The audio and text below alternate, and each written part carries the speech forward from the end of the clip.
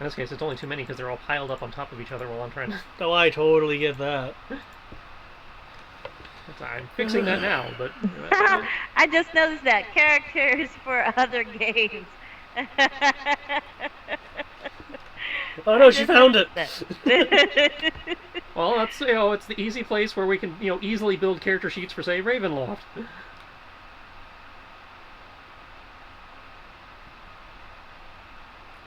Since, this game has access to all the books David's bought. Yeah. Which makes character building a lot easier. Dragon drop the everything. Yep. Oh, the dragon drop. Dragon drop is my friend.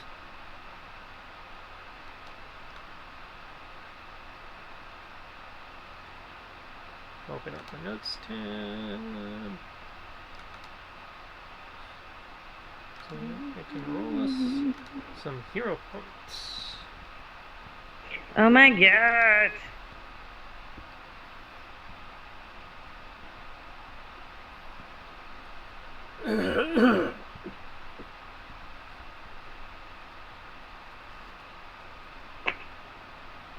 Oh, Gregson, he's in the so I'll use that. 1, 2.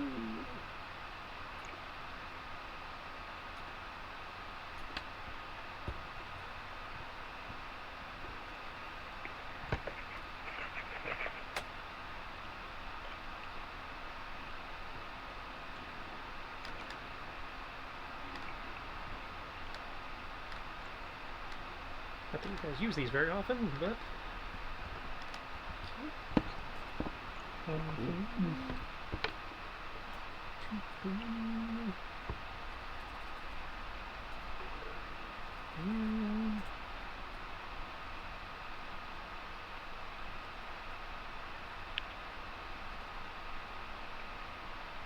Looks like it's just the 4 of us tonight, guys. Well, we'll see. We know Brian's phone's notorious for not ringing. Fuck Brian.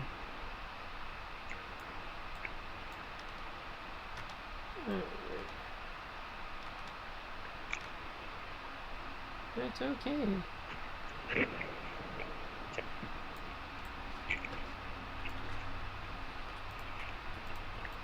The fewer people I have to convince to take the quest, the easier it is. Convince? That's what GMs do, right? They convince you to take the plot hook? Was that convince and air quotation marks? No, that was, actual legit convince. I think that depends on your player/character.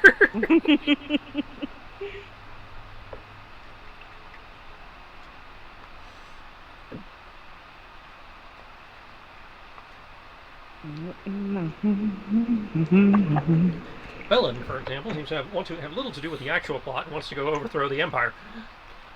Who does? Matt's character. Oh.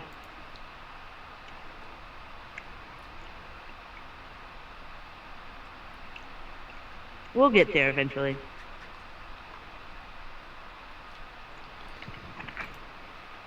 Whereas Sierra adopted and clothed the plot.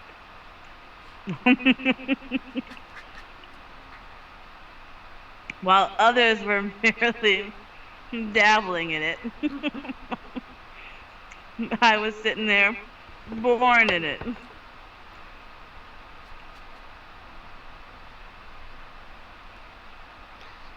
I probably should not be eating this. Yep, you were born in the dark.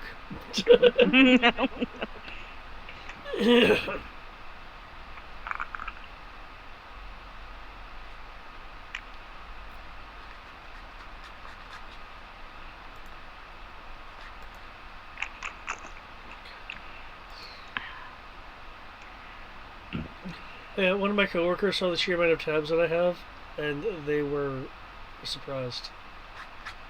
They should be.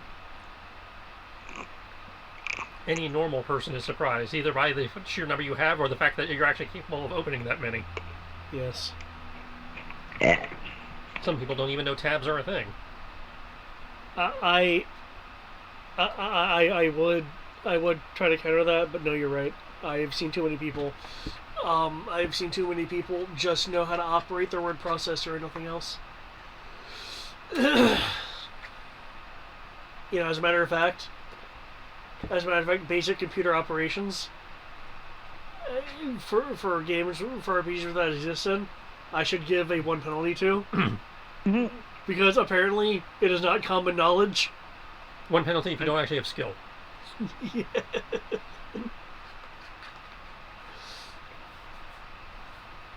But if there's a blizzard, I have to. I embezzle them in their blizzards.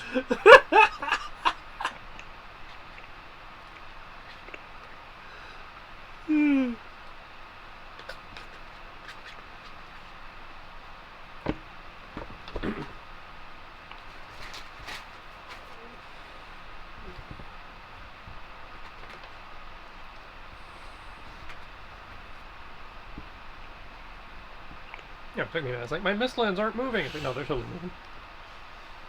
Yeah, they're moving. I saw them moving earlier.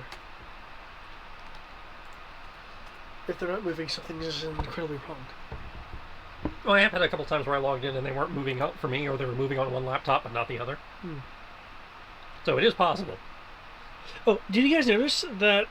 No, it could be the add-on I'm using, but you notice that they no longer have the circle thing for load as the Roll20 logo? Yeah, I just saw that. I didn't notice, though. But I don't pay attention to the that reminds me. Roll20 logo. I don't think anyone did questions because I'm not quite sure how that works in terms of, do we prompt each other? Do we? Yeah. I didn't know we had to do questions. I totally forgot about that. Well, I mean, you don't have to, but you get bennies if you do. Well, yeah. I mean, technically, I asked questions. I asked the little girl. No, there's specific questions on your character sheets that, at the end of your character sheet, and we have to redo some of yours because you answered them, in a way not as intended. Oh, my bad. Like, for example, at the end of your character sheet, there should be, 11, 12 questions? 13. Yeah, because I remember begging for an odd or for you to drop one off, and you were like, no, So, if, for example, every time you level up, you're supposed to go to each party member and ask them, and try to answer one of the 13 questions in regards to their character, such as, for an example, number 11, how does your character feel about the other members of the party? Why do they feel that way? What informs that, that opinion? We don't answer those questions. We get somebody else to answer them. Well, you have to write down answers in regards to how your own character answers those questions, and then somebody else will ask you one of those. Somebody else will go to you and go, okay, I'm trying to answer number 11.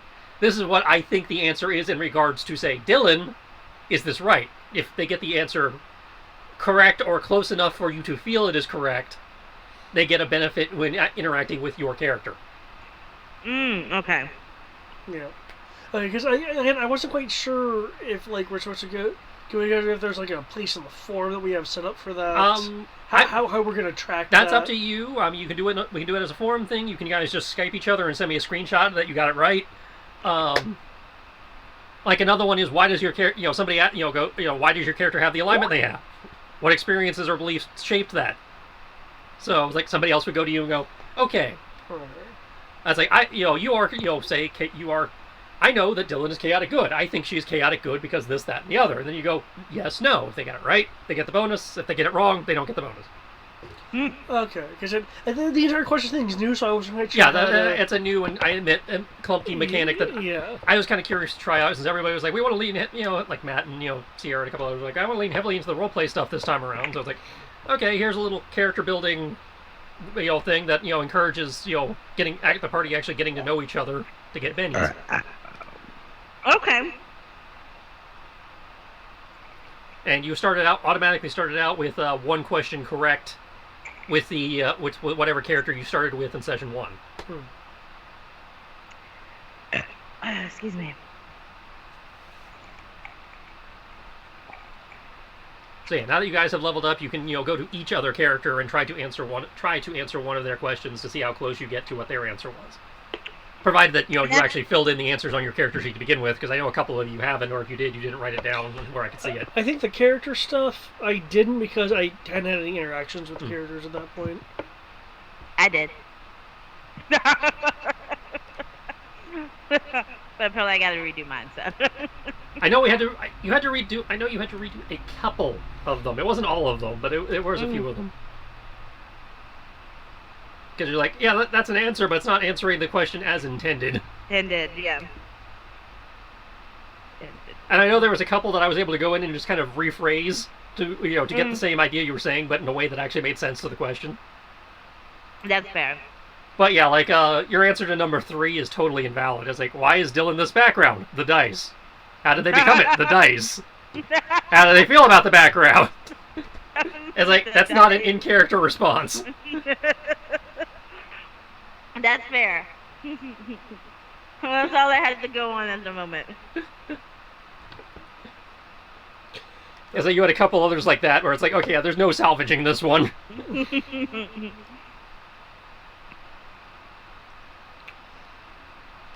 I hope Ashes isn't why is he a warden. It's like, because it's like, because he was probably born into it. Well, if you want to use that as your answer, you can see how that pans out.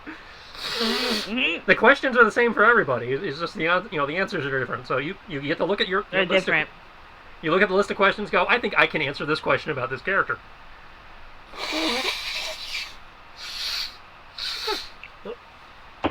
In that case, that said, warden is not a class or a background. So. Yeah. So we only get to ask one character. No, you get to ask each character one question per level.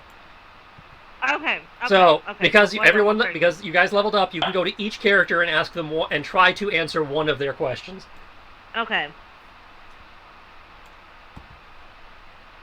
And then I've got a chart, I can make notes on for whether you got it right or wrong.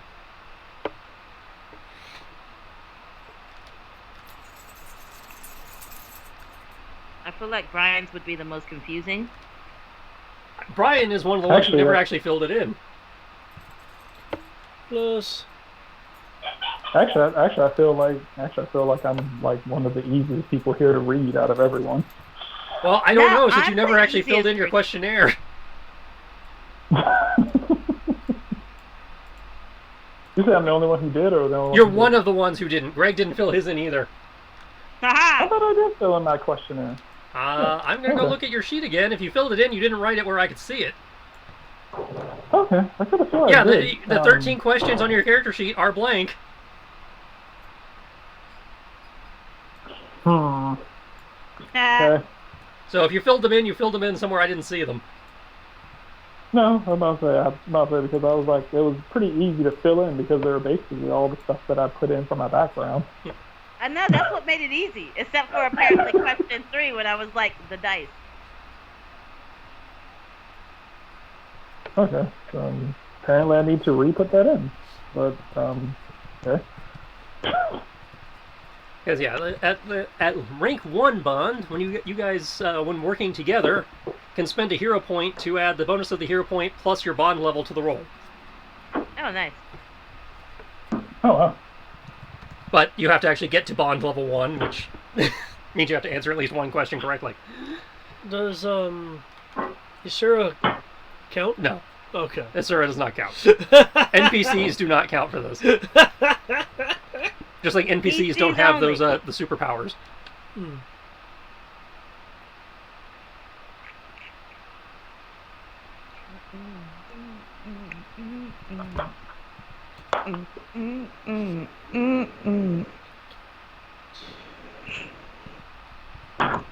This is horrible, but I haven't eaten, so I'm gonna eat it anyway. Yeah. Alright. Yeah, you guys can do that at your leisure. It doesn't, now that you've leveled up, you are allowed to, take a crack at one question per character. Look at Keels. Right. I'm setting up a little thing like, here so I can... I feel like our bards are going to be like the toughest cookies to crack. Maybe for you. Oh, say, because it actually...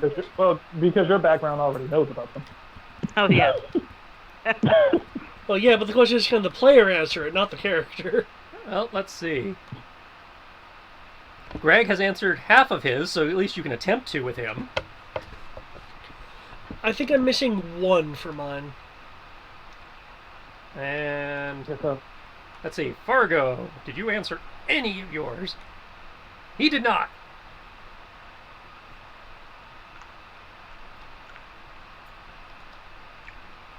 Well then. Like I said, not all of you did.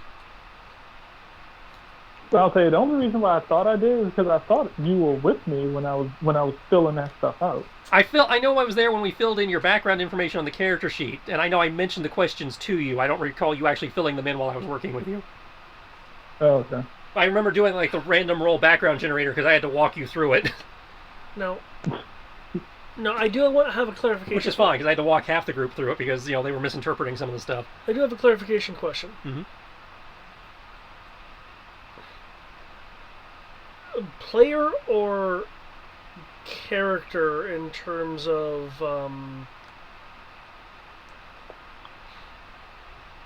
like, for instance, there are things I know about, say, Sierra's background that Farron doesn't. What's the in terms of like answering these? Should I be compartmentalized in how I'm thinking? You have me so confused right now.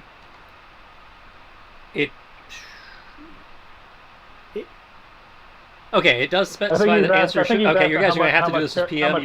How much character knowledge bleeds over into player knowledge? Yeah, you are definitely have to do this by PM, not by way of forum, because correct answers, if given, should be private. Fair. To prevent cheating of just asking the same question, somebody else answering the same question later. Okay.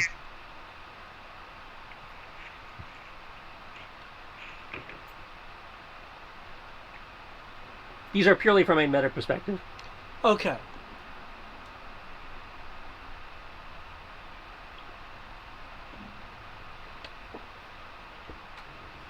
Awesome. Because it's based on understanding of the character, not actually necessarily the in-character knowledge. Okay. I've eaten and now I feel sick.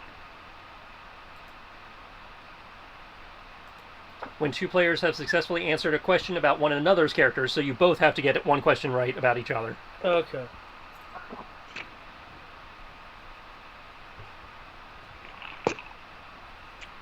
So I approve of the mechanics. Yeah. So once you and Sierra both have gotten something right about each other, you go. Oh, in your case, you'll go up to rank 2 because you started at rank 1 because you guys started as a unit. But okay. In which case, and if they want to be a dick, they can change their answers, which you have permission. I may Sorry, that's supposed to represent character development. Okay, because I see that being abused if the person wants to be a dick. No, it's like sometimes events will unfold that'll change your character's ideas about one of the answers to their question. Which makes sense. Like your alignment. Like, you know, right now I'm chaotic good. For all we know, I might turn neutral good. And it does not reset your existing ranks when you do. No. You can only, get each question right once per character. So even if the answer does change later on, you can't, try to answer the same question again if you already got it right. If you got it wrong, you can keep cracking at it, every time you level up. But knowing me, I will probably forget what question I asked previously and be asking the same ones over. Well, that's why I've got a note here of which questions have been successfully answered.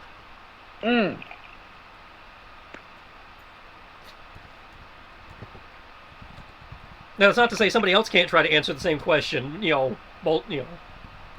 but each player can only get it right once per other player. That's correct. Yeah.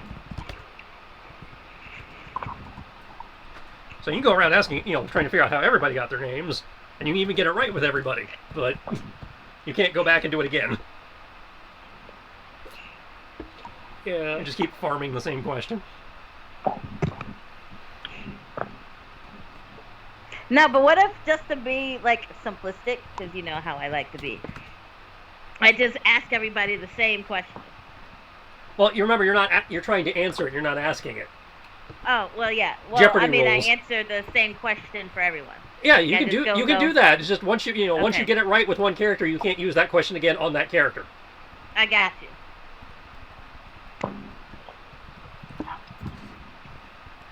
And again, you need to send your answers privately, so people, if you get it right, people can't, just go, oh, what she said.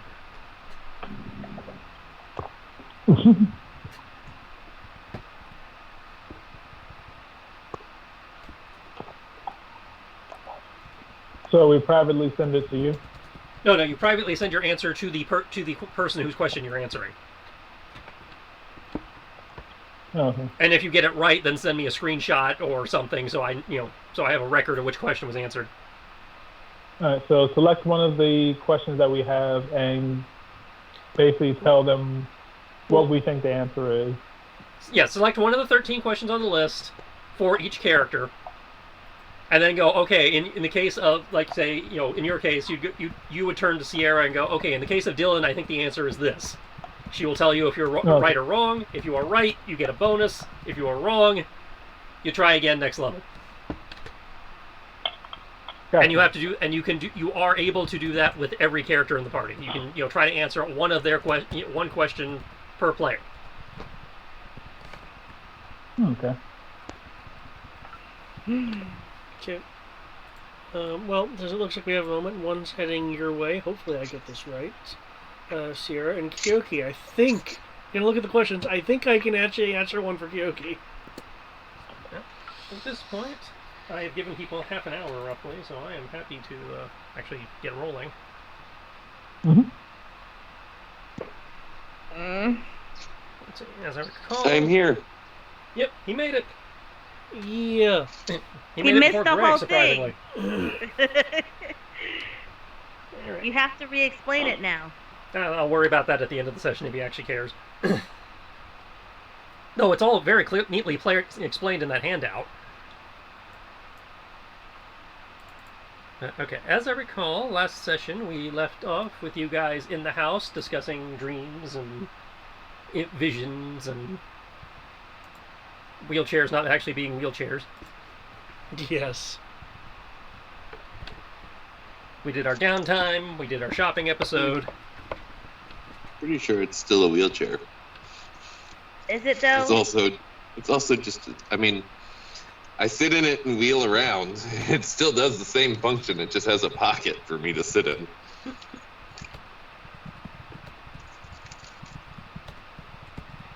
Which brings us to the end of our 3-week / month-long time skip.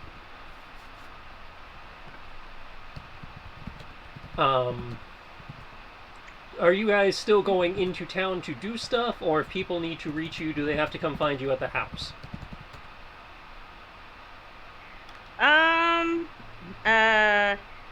Do we have booze at the house? No. We're in town. I mean, a woman never drinks alone. Yala, it has been working on getting booze, to the house. It's, obviously having to come in stages because, different booze comes from different places and, requires different shipping. And we haven't hired anybody yet, right? She is working on it. She expects to have somebody probably by the end of the week. Okay, awesome. Chipping down. No, we're at the tavern. Or, according to the GM, probably by the end of this adventure, depending on how long it takes you. Yeah, we're at the tavern. We go into town to drink with the people, and then we return back. And at night, normally by a stranger that drops us off to make sure we make it home, or by one of the PCs who probably saw me passed out at a table and was like, we gotta get her home. Well, we got enough horses and wagons and other vehicles, between the different party members. That should be feasible. Some of us perform in town. Well, again, I gotta, double check, because, some PCs go, dude, we got a house, we can say fuck off to town for the rest of the game. That would be nice, but... Considering the house is an hour away, it does require a little bit of a commute to get to town, so... I'm gonna have such killer upper arm strength. Yeah. It's like, oh, let me lift that chunk. Well, I mean, I suppose you can just roll into town with your wheelchair if you are so inclined. Most people would probably use the wagon to get there. Close enough.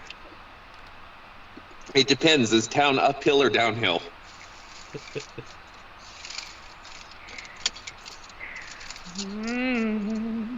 It's based on my understanding of the area. It's kind of it's kind of like Richmond, a little bit up and a little bit down. Relatively straight terrain, though you are having to go through the swamp. Oh well, then. I mean, there's a road, but the road goes through the.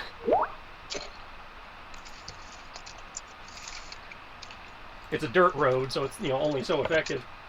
At least it's not a dirt nap. Hmm.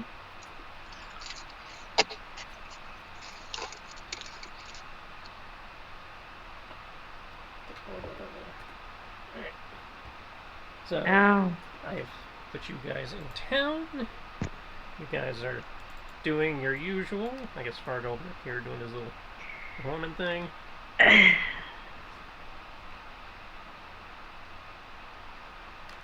Don't know what Gerg's doing. We'll find out when he signs in. And that's when I tripped him up.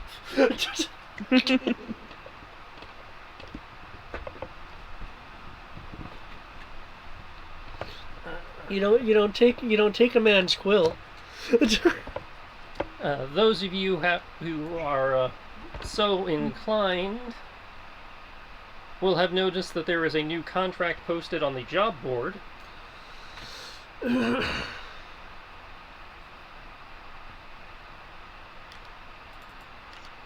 This job is posted by the Mariners Guild.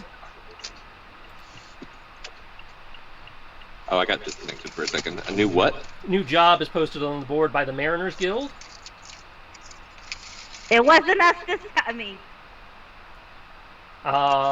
In this case, they are looking for a party of skilled adventurers, preferably with some nautical experience, who are willing to look into a dangerous fog that has started surrounding an island known as Abbey Island. It's an old abandoned circle site just off the coast of Saltmarsh that talk around town that you've picked up during the time skip is that the town council was looking about refurbishing the island to set up another lighthouse to keep an eye out in regards to the recent developments that you guys learned about when talking to the lizard folk. Using it as a watch post.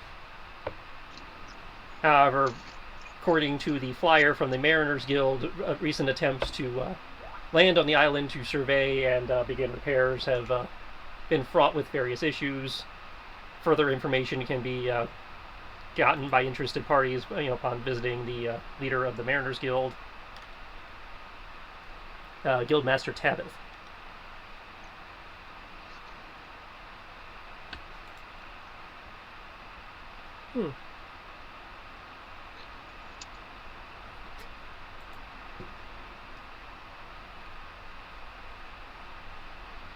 Okay. We're on it, right? We're gonna do this, right? Well, getting a watchtower involved, especially considering the Oh, sorry, I forgot the most important part. Soggins. Posted rate for the job is 2,000 gold. Provided you can land, explore the island, and clear out any nasties.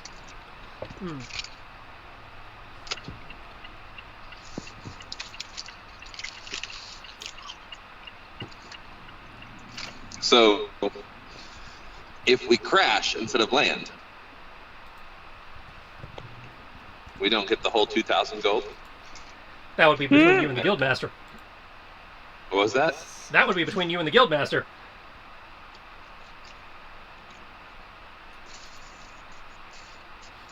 Okay. You can negotiate it to see what the difference in rate is for crashing.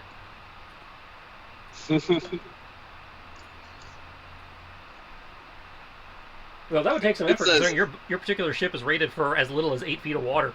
And yet, I still managed to beach it last time. We got it this time, though. Like I said, you can't do it. It just takes effort. This says marinal. Marinal? Is that? Nautical. I can't think of the word. This says nautical experience cruise. Are you sure you have nautical? We've had one mission. I've had nautical experience. It's a nautical experience preferred. I spent a couple years on the water.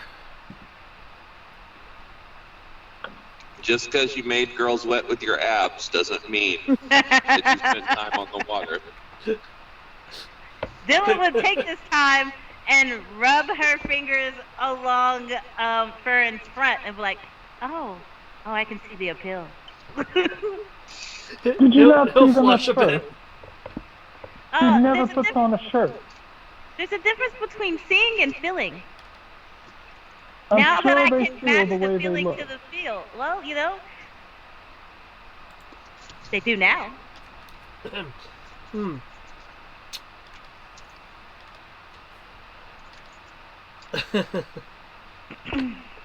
You're quite the lecherous monk, aren't you? You're really good at starting rumors there, aren't you, Bill? I feel like, well, I have learned from the.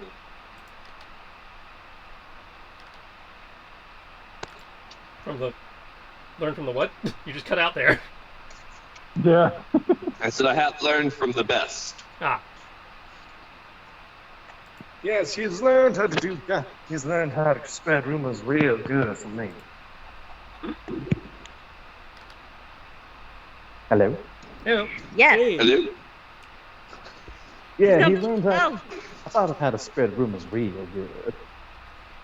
Speaking of which, Aw. Dylan will get up from the table. Are there any females that seem to be sitting by themselves?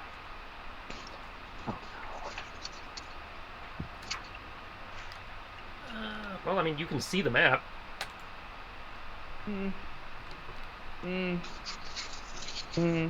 I see one who's mostly sitting by herself, but I don't think you want to fuck with that one. This one? No. There's very clearly somebody sitting across from that one. Yeah. Oh, Diala? Yeah.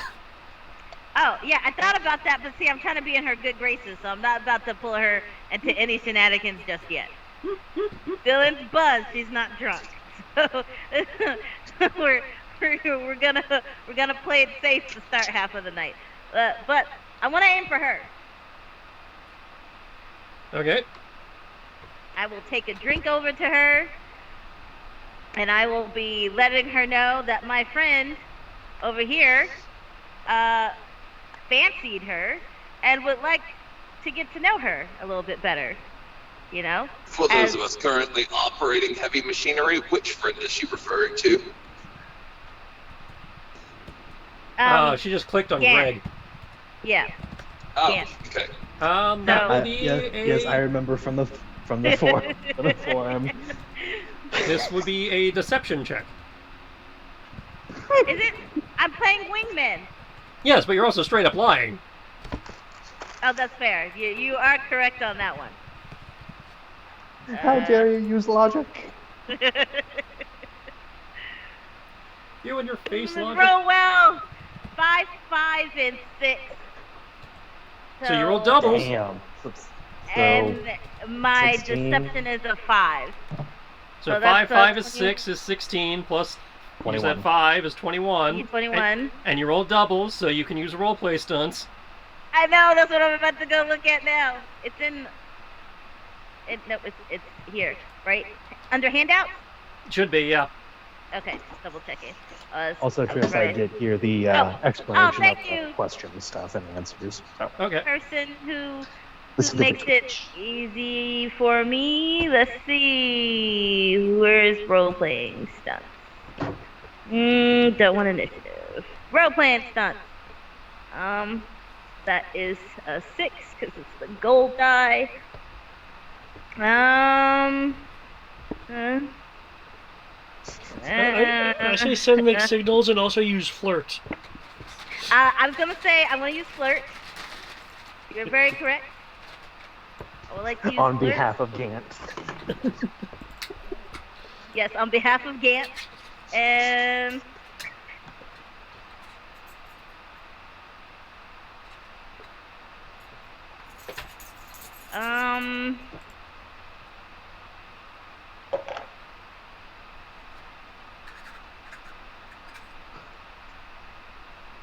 can I use sway the crowd, but on one person? Not really swaying the crowd now, is it? Well, the description of swaying the crowd is, I think, bringing an additional person into the effect. Oh, well, then isn't Gant my additional person of effect?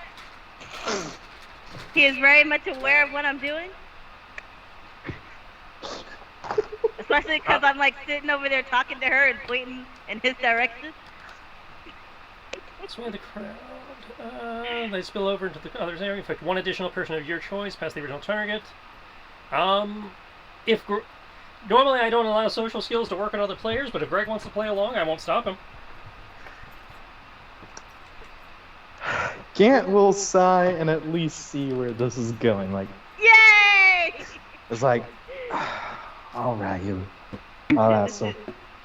so I see you, doggone little spitfire. Huzzah! And this is only one, because if this one walks off, she's gonna go get you another one. Bring him another!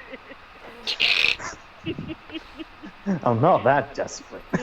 Well, with a 21, even if they weren't interested, they are now. So. And I never thought about it, but I guess I'll give it a shot. I didn't come in here to, do anything, but except drink. But You're welcome.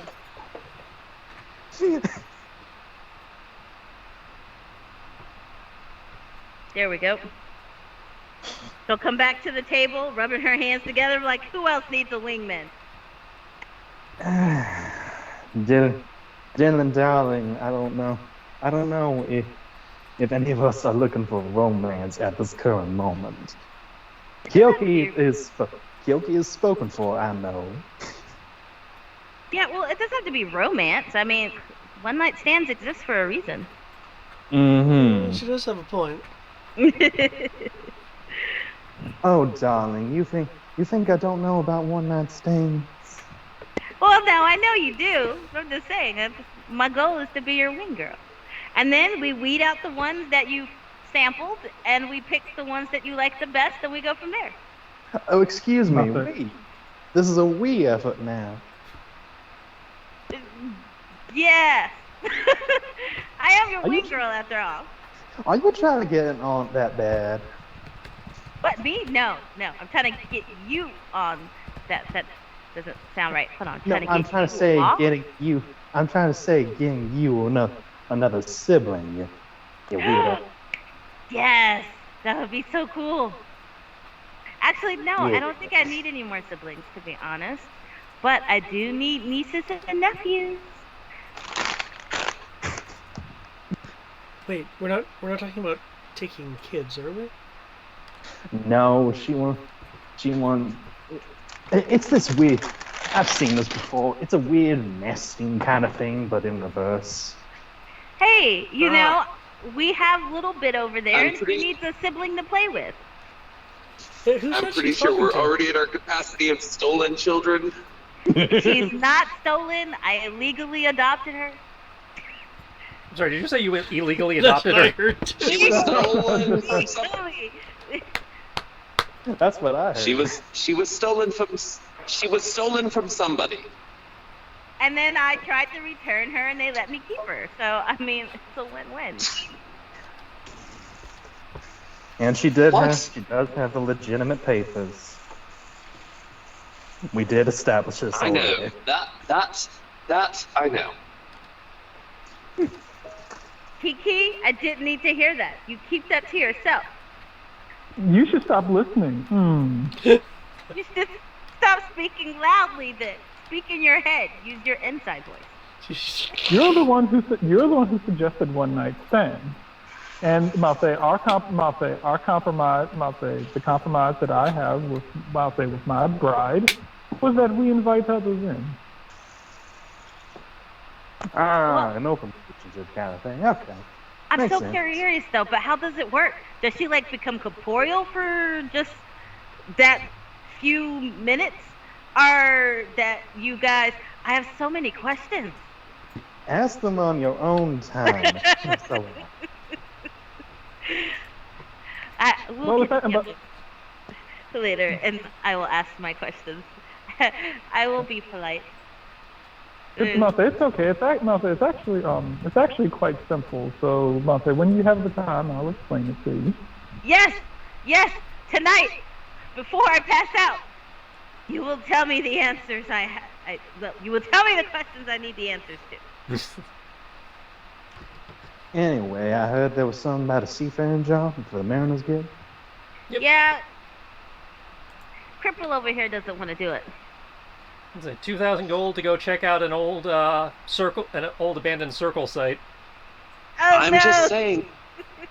just saying we can see Farron whenever we want. Well, what does that mean? You mentioned a seafaring job. I see Farron. There we go. Lose 50 experience. He has to get a dad joke in there because, he's a dad now.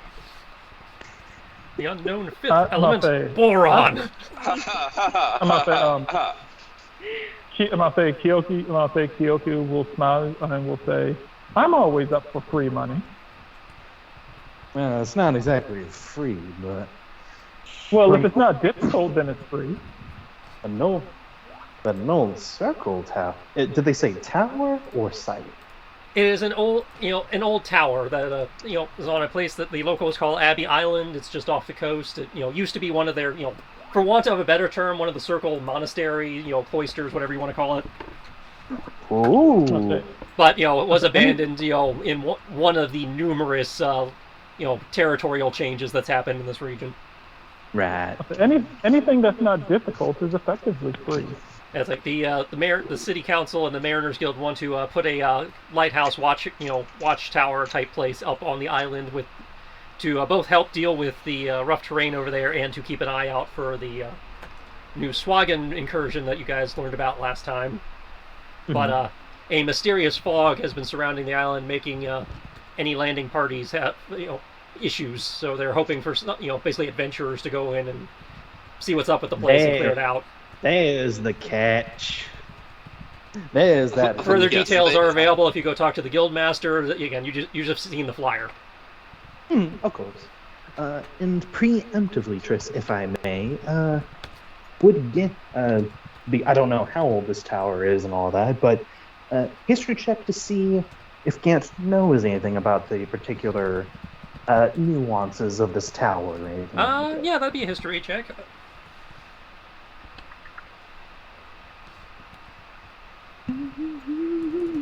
Okay, with an 18. Let me double check to see if the adventure gives me anything. I don't think it did.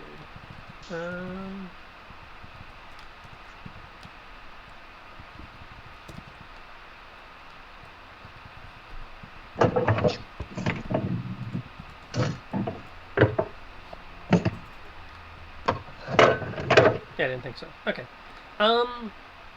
You know that it was one of the, basically it covered the local, it was the local chapter for the region before, it first changed, hands back and forth between the lodge and the circle over the last, a couple times over the last 200-300 years. Okay. During the previous changeover about 100 years ago, the circle opted not to reclaim it. And it fell into, has since then, been left abandoned and likely fallen into disrepair. It's not anything, in theory, not anything fancy. It's just your basic, should be just your basic chapter hall. So, living quarters, probably a research lab, basic research facilities. Potentially some sort of vault for arcane artifacts and or research, but odds are good that if such a place did exist, it was probably cleared out when they did. Mm-hmm. But you've done odds. enough dungeon delving and stuff to have an idea that things get left behind all the time, especially considering what may or may not have happened there, or with all the hand changing and all like that. all the hand changing, or say pirates may have hung out there on and off throughout the years. Yeah. So yeah, Gant will think about it like, well, it's not. It's old enough that it could warrant some attention still. It's changed hands a number of times. It's been around 200, 300 years or so, and last time, and it's changed hands between the Republic and Silken Empire, back forth. Except a couple hundred years ago, the circles decided to stop doing such an effort, and ever since, nobody has gone up to it. Pirates may have gone through it, other adventurers, ruined divers like Farron here and such, but there's always a chance for magical artifacts or spell books or any other thing. I say it's good enough to go for that alone. Take some cash off of that. I do like making cash. Mm-hmm. Who knows? Maybe we can find a scrying thing for you. That would be nice. Highly doubt it. I'm in. Highly doubt it, but This will be great, Muffler. This will be great. We can actually go out and enjoy ourselves. And we get to go on an island. Mm-hmm. And I don't know about you, Farron. You went to the Circle, right? I'm sorry, do you ask if I was wanted in the circle? No, you went to a Circle, right?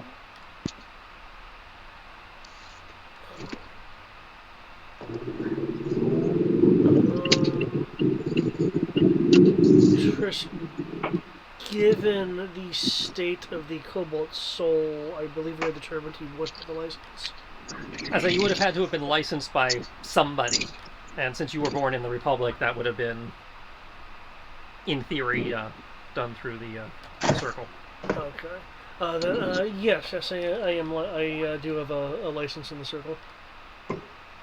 All right, but have you been through one of the towers before? Like, have you gone formal training there? I assume.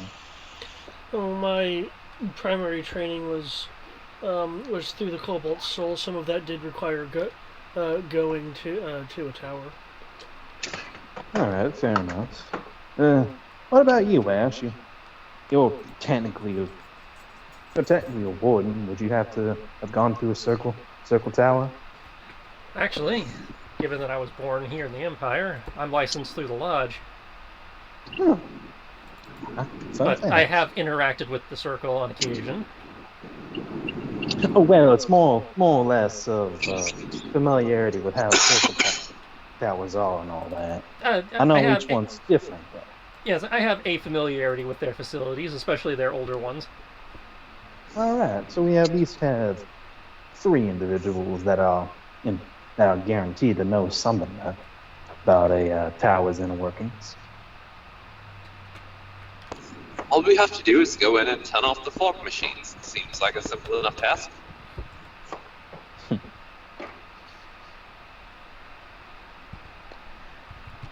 Well, when do we want to head out for this thing? Oh, I imagine we first have to tell the guildmaster that we're taking the job. Oh, right. Get details there. Thank you, Ash.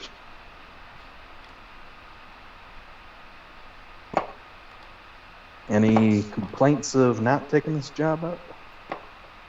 No, I'm all for converting a tower into a defensive structure. If I remember correctly, that's what was mentioned, yeah? That's what the city wants to do, yeah. Yeah.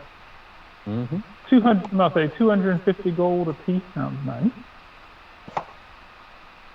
Who knows? Maybe by the time we buy it, or maybe by the time we clear it, the little lady will decide that she's going to add another piece of property to her empire. I'm pretty sure the city is already like claim. But maybe she can work something out with them.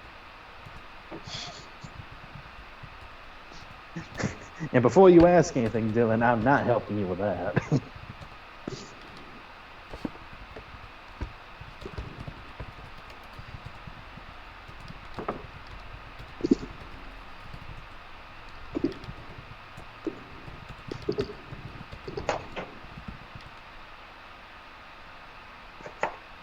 But if you all want to go ahead, go and see the mariner. I apparently have a interested party, so I will see you when I see you. Have fun. Y'all, if y'all need anything, message me. Will do. Yeah. All right. Okay. Those who are interested in getting the details of the job may excuse themselves and find their way over to the Mariners Guild Hall. Will do. I will follow. Don't check my map, see what it is in relation to you guys.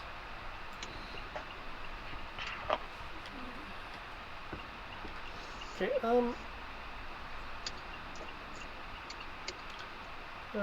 stand. I think I'll get the details myself as well. I'll snag a piece of bread as I'm heading out.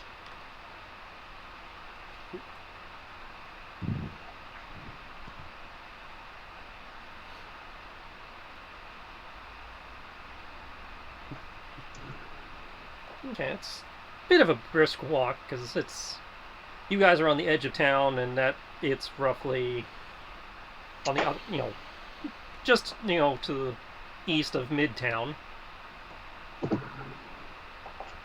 So maybe a half an hour walk. Weather's decent though, so. If they want, they can take the wagon and all that. We would have come to town on that. No. Do I finish the bottle of booze I snagged on my way out? By the time you get to the Mariners Guild Hall, you certainly would have had time to finish your booze, whether you were walking or wagoning. Yeah. Depends on how much you're pacing Match yourself. Well, I mean, it's the nighttime. She would have given a little bit hug and a kiss on her way out and grabbed her bottle and probably just been sipping it every time she wasn't talking. Okay, if you guys are... What time of day, roughly, would you guys have come to the tavern? I thought we were here in the evening time. Well, like as the sun is beginning to set, I think. Okay, so early. Yeah. Okay. So, by the time... Let's see, so you'd be guys getting there just before closing time then? The city lights are being, turned on as you walked, the light are coming out, doing their thing. When you guys make it to the guild hall, the lights are still on inside, indicating there are people within. Well, that's good. Being You know a what? relatively We should public building, the probably doors make in our theory own not guild locked. hall. Dylan will just walk in. She will toss the empty bottle to whoever decides to catch it behind her. Ah! You gotta catch the bottle. Quick, use catch missile. Wait, if I use deflect missile, can I throw it back in? Yes, technically.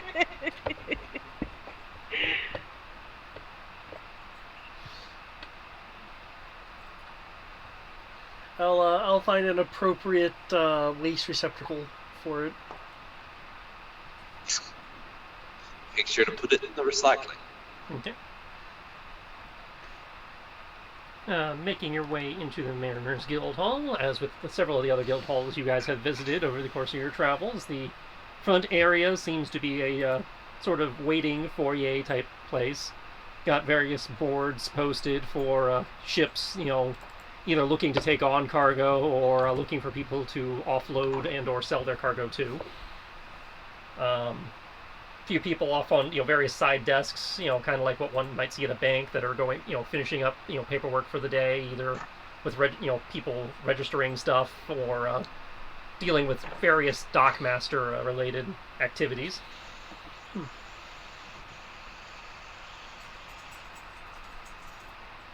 Sitting off in a somewhat partitioned off area to the side, the one is the individual that would seem to be in charge based on your what interactions you have had to do during the time skip in regards to the sea ghost.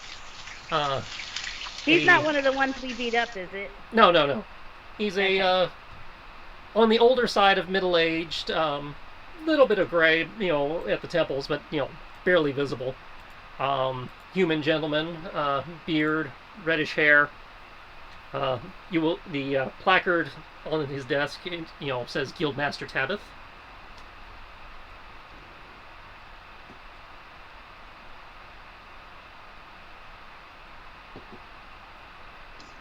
Awesome. I will walk over to Guildmaster Tabith and be like, Guildmaster, we are here to accept your quest for the Foggy Island. Is look up at you for a moment, slightly startled by your sudden appearance, and is like, yeah, of course.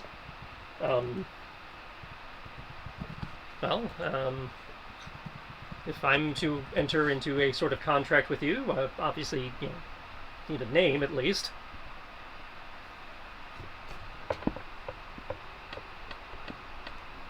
Is it just you? Do you have a group? Does the company have a name? I have a crew, but I couldn't remember what our crew name was. You haven't decided on one yet.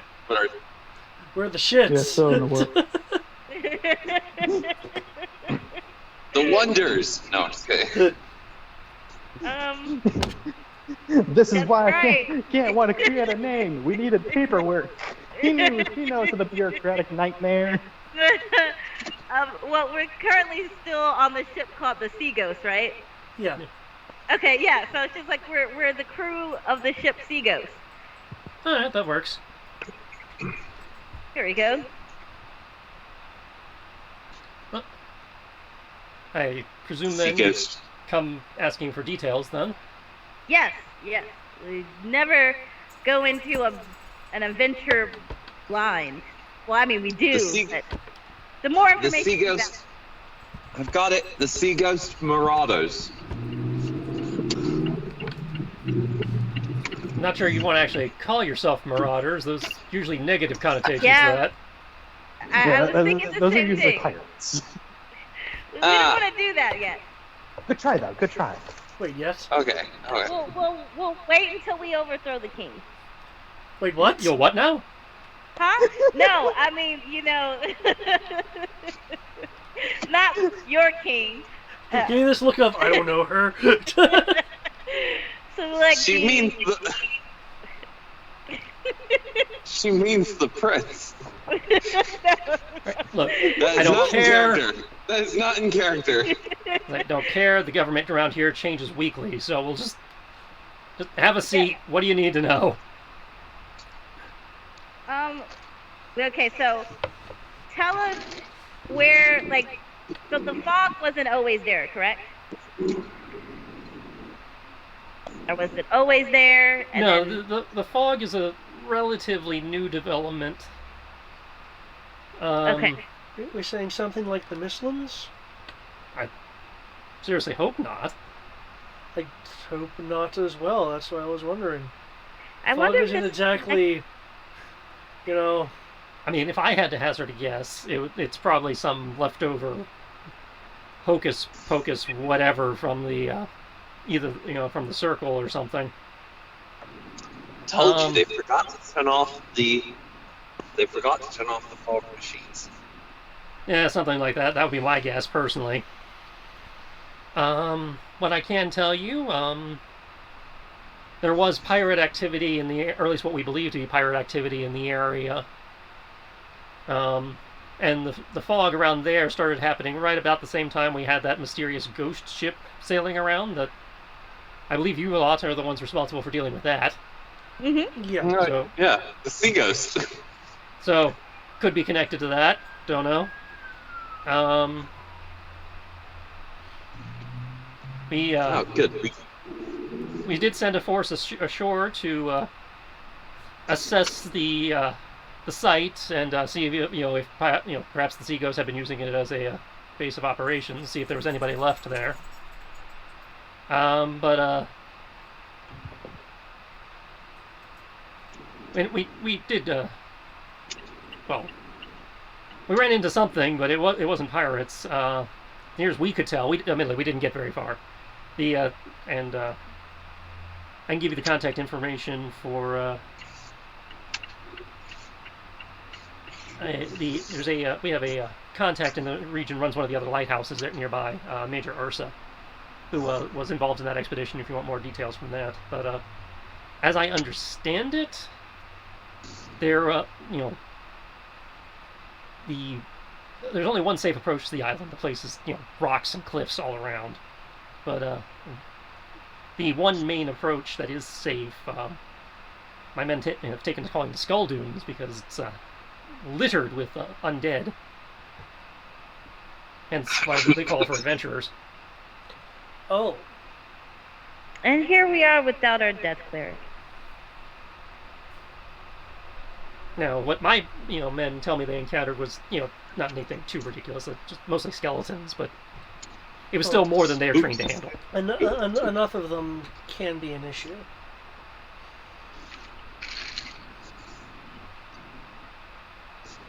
I say, if you need more information in regards to that specifically, Major Ursa should be able to help you. Awesome. Well, thank you so much for your services. But the treacherous fog in the region I didn't know we were going to be causing most ships to get woefully thrown off course, which is why we want to put a lighthouse there. And the council also told me they want a watchtower in the region for the same reason. Yes. I didn't know we were going to be talking to a commissioner that the Empire employed them. But I'm authorized to. The guild has funds to offer you 2,000 gold for completion of the assignment, paid at time of completion. And I personally not wedded to anything that's on the site except for the building itself. So if you happen to find anything worthwhile there, you're welcome to keep it. Sounds good. Sounds good. I do have a question, however. Aside from the fog itself, are there any other nautical navigational hazards, rocks that are larger than one would expect to run up upon? Anything of that nature? Well, as the island itself is mostly rocky, cliffs. There's also rocks under the water, and which is why the fog has become a problem. It wasn't, before the fog, easy enough to navigate around. Okay. The sandy floor around the island itself is littered with, broken hulls, sharp rocky outcroppings. Okay. In which case, there might be a reef or two in there. I suggest that we get near, drop anchor, and then boat over. Yeah. Unless you have a pretty shallow bottom vessel, you'd have to go ashore by longboat. Yeah, that's probably what we'll end up doing.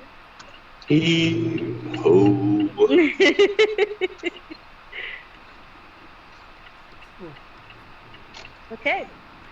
To this Lieutenant Ursa. Major Ursa. Major. Well, I'm going to wait till we leave before I drop one more suggestion. And so it lives in a lighthouse a few hours away here by ship. I know it's 6 hours by longboat, but I can't really by rowboat, but I can't really give you more specific details than that without knowing what you're sailing, but I can mark it on a map for you easily enough. Yes, if you would be so kind. And he'll go in, to a cabinet behind him and rifle through some scrolls that, anybody with decent passive perception, which is most of you, seems to get different maps and charts. Pulls out a pretty localized one, which, goes over it for a moment while you guys are talking, and makes some marks to indicate both the island where he wants you to go, known as Abbey Island, and the island where Major Ursa is located, which is just a short detour away.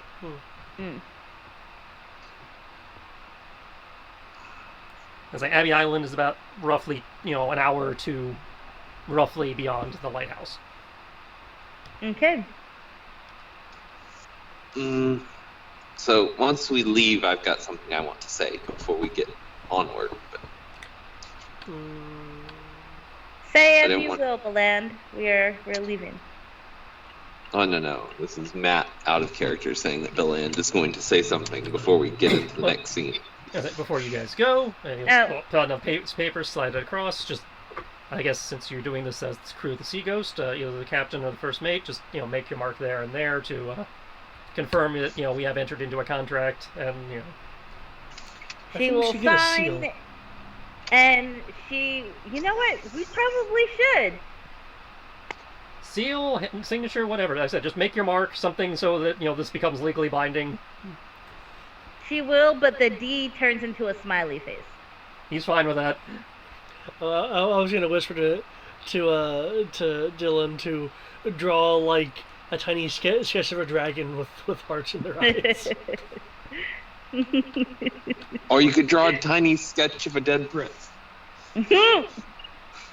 If you were Jester, I'd say just draw a deek. It was nice doing business with you, Guild Master. Of course, and Master Guild. Bind the rocks and safe sailing. Thank you. All right. Gentlemen? I have the power to protect you. Might I make one other suggestion for a stop before we leave? Mm-hmm. Yeah. Gant, do you remember where our good friend... Someone would have to check my notes that I made on that session.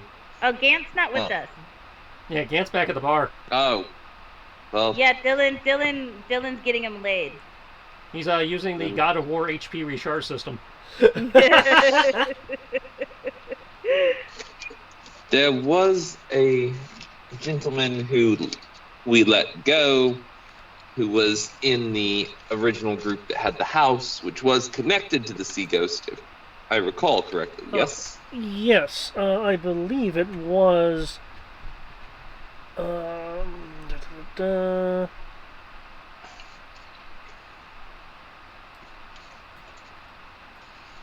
I do believe Ludwig. we left him on friendly terms, maybe friendly despite to you the guys. fact that we killed all of his friends. He was Ludwig. You're talking about the Skavor fellow. Ludwig, yes. Yeah. I would prefer We not might- to associate with him again, but what are your thoughts? We did leave him on good terms. Gant and I might go talk to him real quickly and see if he knows anything about the island. If we can find him. That's Okay. a good idea. We should Yeah, set that sail is in a the good morning. idea. So go find your friend Ludwig. Me and Farron here will continue on and drinking. Why are you drinking so much? Aren't you worried your daughter is going to think her mother is a lush? If she didn't think I was a lush, I would say there was something wrong. Well, it'll give her something to look forward to. Adult drinks. There you go. And she sees that I'm having a good time, and when she becomes of age, she's gonna want to have a good time. Oh no! Is it adult drink in that cup? I mean, the legal drinking age is 9. Huh. Right? Don't look at me. My childhood didn't exactly have rules. I had so many rules that I purposely went on my way to break them. Well, not so many rules, because during the summer, that's where all the rules happened. But when I was with my mom, and then there was Thea when she came. When you were with your mom, you were in a city mostly dominated by dwarves and Goliaths. Pretty sure you were able to drink it as soon as you were old enough to open your mouth. Like, ah! When did I ever first drink? When I was 1, put some bourbon up. Like, The second they weaned you off your mother, you went to booze. The child won't go to sleep. And technically you were drinking booze from your mother, so... There we go. Like, yeah, I guess we should probably find out what the average drinking age is before I start introducing her to alcohol. well, in terms of when she's on the boat, isn't that your rules, Captain? Hmm? In terms of when she's on the boat, isn't that your rules, Captain? Well, yeah. But, international waters and such. Technically, well, at least in modern times, maritime law, the country in which the ship was flagged is the nationality of the land. But it's a Skavor ship. It's a pirate ship, meaning it's persona non grata. Well, yes, we registered it in the Empire. It's just, I guess, it's a Sylvan vessel. You are registered within the Empire. Same as aviation. Stop. No, I personally don't care as long as there's some form of supervision. I guess we should ask the rest of her papas and see what she wants. What the rest of the papas say. Now, if you don't mind, before I forget, I will join you in the tavern in a few minutes. Oh, yes. Let's have it. Yep. Farron's gonna break off. It's like, I'm gonna go and look for a pen. A pen? Yes, a pen. As in for writing? Yes. Okay. Wait, is that what it was? Is that the answer? God damn it! Remember, it's just come up in play and out of game a couple times. Well, you can either pick up any seagull feather on the ground, or go to the general store to actually buy a pen. Specifically, I was thinking about a very specific pen. Ah. And wait, I was wondering if now it's okay. If Kali would it was Kali, right? Yeah, Kali. If Kali's Emporium would happen to have such a trinket. This is the common magic item endless one. This is the emerald pin, which is actually listed as uncommon. Okay, uncommon. I thought it was common, but you're right. It's uncommon. Since I guessed it before you said anything, does it count?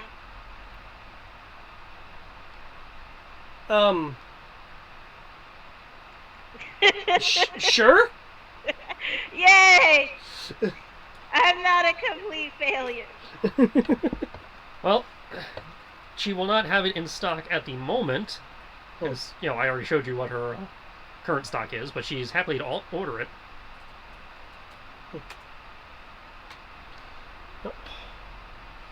Do you want pay now or pay on delivery? No, payment on delivery, because I don't know how long it'll take.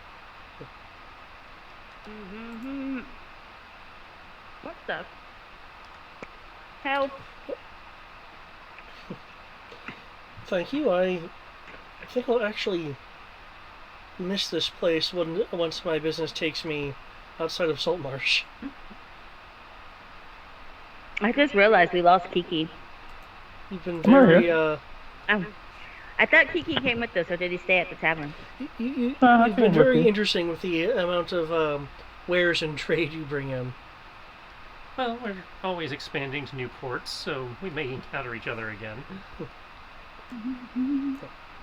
I'll say usually when it comes to buying things, as the quartermaster, I kind of like to stick around mostly when it comes to buying things in case money needs to be used from the ship. At that point, I'll rejoin the others at the tavern. Okay.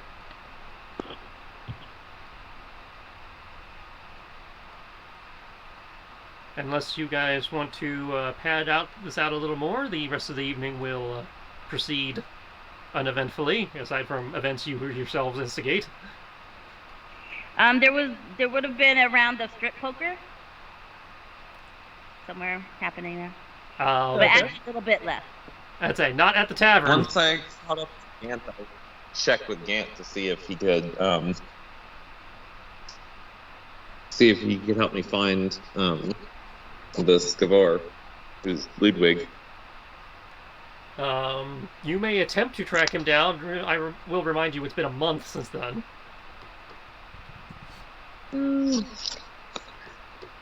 Assuming no 20 ever live. Oi. Hi. Random deception check. Well, deception, I believe, encompasses gambling.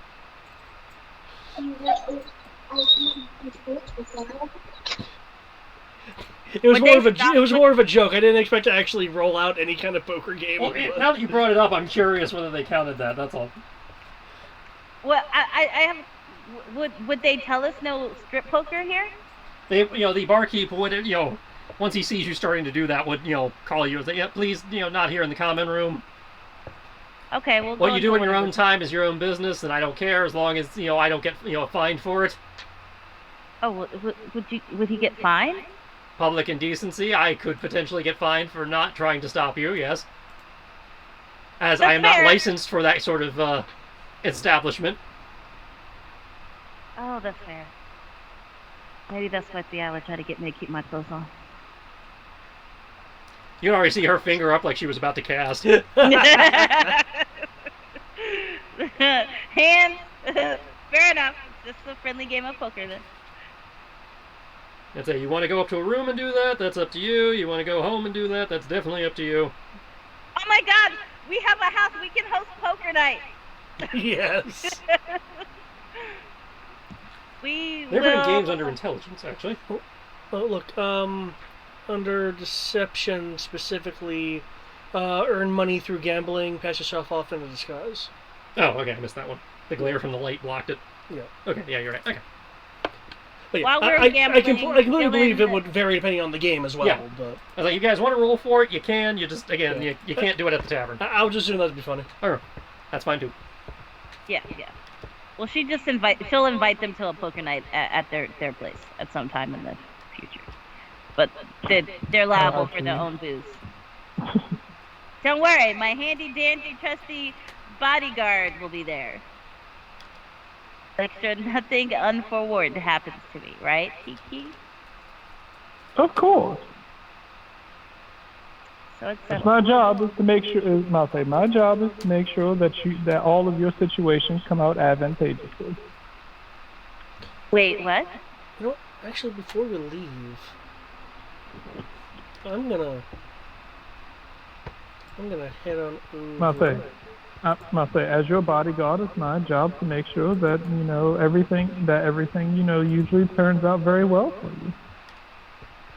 You're not gonna rig the game, are you? Of course not. Not unless I'm playing. Oh, that's the wife. Okay, I got you. Well, no, it's just because it's just that I have a magnificent poker face.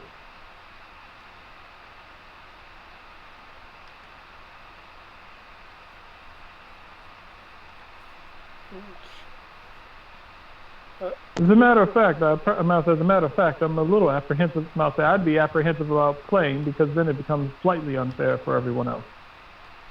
Oh. Well, not if we conduct an exorcism first. Yeah, I was gonna say, ethereal. No. She wouldn't. No. She wouldn't help me. I thought you said she was an influence on you. I'm gonna say no. She never. The way that her and I used to play poker back in the day. We used to play cards.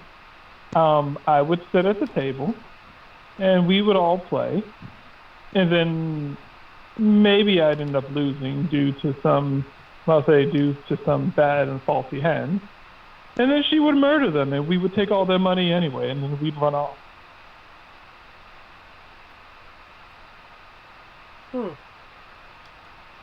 That seems unsportsmanlike. As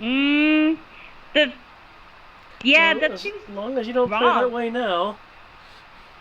Hence the reason why I said what we used to do.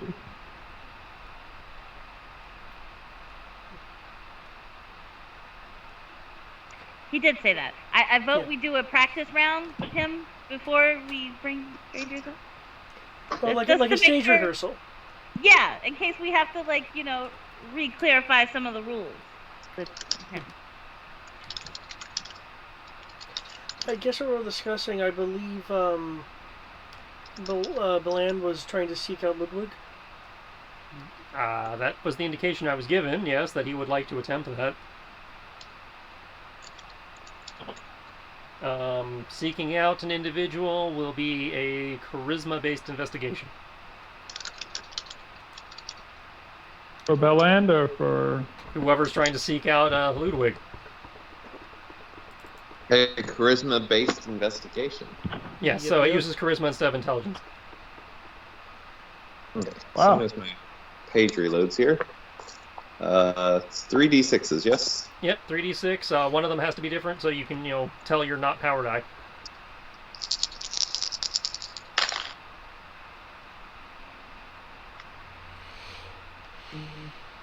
I have 13 on the dice. As soon as my Roll20 actually loads up and lets me in. Unless someone else wants to check that. Well, what's your dice and... Well, your charisma more than likely is maxed out at 5, so... Not everybody has max stats in this. I mean, he's a bard, I would like to believe. I have several people that, due to what they rolled when generating stats, they only have an 18 or a 19. Huh. Okay. I think I maxed one out. But I can't I'm about to say, technically I didn't max out either. I took feats to increase mine. And not everybody optimized with feats either. Yeah, Fargo has an 18 charisma, so that'd be a +4. So that's a total of 17. Which because 18 was the highest I could get without taking feats. Yeah. I did the draw. I did the card. You went with the card method. Card. Well, technically, the 18 is the highest anyone can get without feats or racial bonus. Even if you're using the dice, it caps out at 18. Yeah. So 4 plus you said investigation. 13. So. Okay, so sorry, 17. what? You said 13 on the dice plus 4, and I don't know if you're proficient in investigation. No, I'm not. So yeah, 17. 17 is enough. It'll take you a couple hours. And are you willing to grease any palms while you're at this? Let me check my bank account. You guys were rolling in it, and I don't recall you buying anything. Yeah. But I'm also saving up for my parents. Buy them a nice place. Well, I understand that. I'm just, reminding you that, gold is a lot. How much are they? Is it like 1 or 2 gold? Like, how much are they wanting to get greased? They're not giving you a number. I'm asking if if you are wanting to affect the difficulty by applying grease. I'll pay 10 gold. Okay, so you're dropping 10 gold into this investigation. All right. Yeah. That's enough to get information from a certain small goblin individual who Brian has, had contacts with in the past. That's enough to get information out of Wart to confirm that Ludwig has not been seen in town for about 2 weeks. He left in a hurry, about, again, a little over 2 weeks ago. Something about a job going south and needing to get clear. Come in.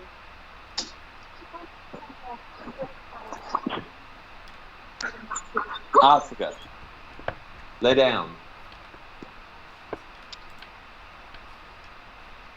Yeah, I got bad news for you. Me and Lynn are not going to be in the same room tonight. Okay.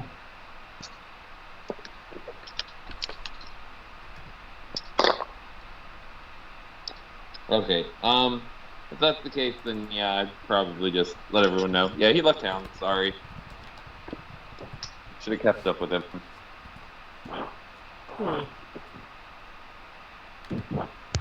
It's fine. It was not meant to be. We'll just go see Major Ulcer in the morning. Ursa.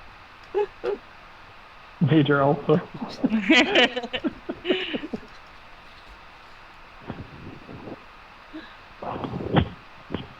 Must be friends with Corporal Tumor or something.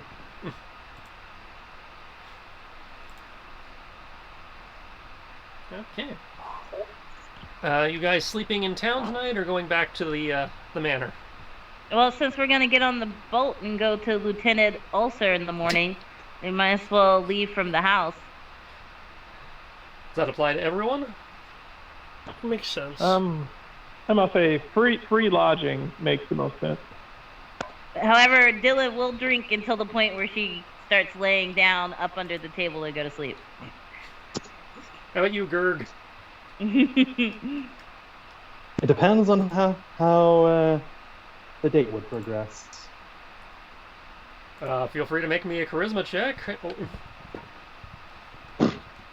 Social skills apply if you feel any are appropriate.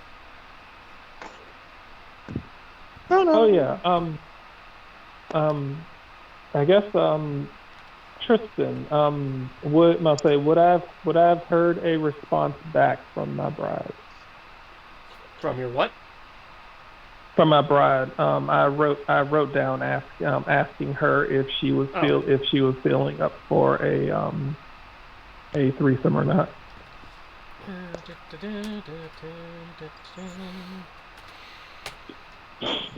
Ooh, because it looks like the phases of the moon. I approve. Ooh, that is cool. That is there is a response. It is a nod. She seems down. Okay, cool. I need to go find someone. Again, charisma check. Social skills apply if you think of any that are appropriate to however you're doing it. Coin also works if you just want to buy one. Let's see. I'm going to ask her. I'm just going to ask her. I'm like, I was like, point out the one that you want for tonight. Lay down. Lay down. Lay down. Just don't have it be a paladin. Like, point out the one that you want for tonight. I shall procure them for you. Okay, she'll point one out. Okay. It was like time to see if I'm still good at what I do. Still lawful good at what you do. He's not lawful good anymore. What is he? Neutral good. He fell back to neutral good. Okay, as he belongs. Don't worry, I'll get back to lawful. No, stay where you're at. That's fine. See, this would be persuasion, right? Okay, so you're going with the persuasion route. Got it. Yeah. Well, not trying to deceive her. Well, again, different people have different ways. I was not presuming what skill you were going to use. Never mind. Persuasion and perception. I'm just as good at persuasion and deception are the same. So. Well, it still matters which one you're doing. I still need to know because it determines your technique. Yeah, persuasion. Okay. It's like I will meander up. Meander up to her and I'll say, excuse me. And I'll say, excuse me, young lady.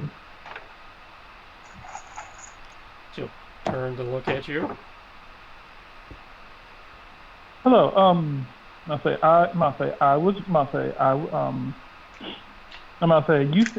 seem like a woman of class and means.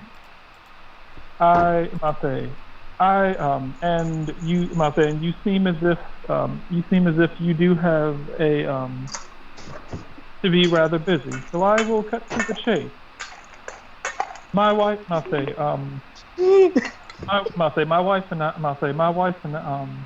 sent me over here asking if you'd be willing to, if you would be willing to spend the night with us. Roll.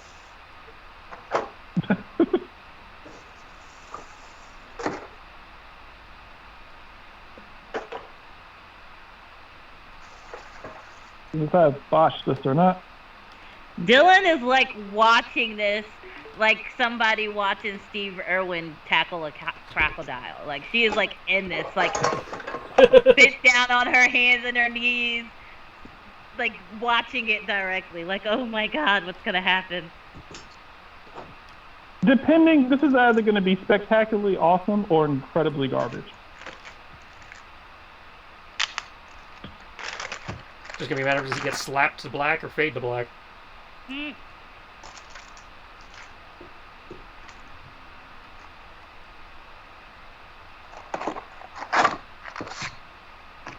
Yay, double.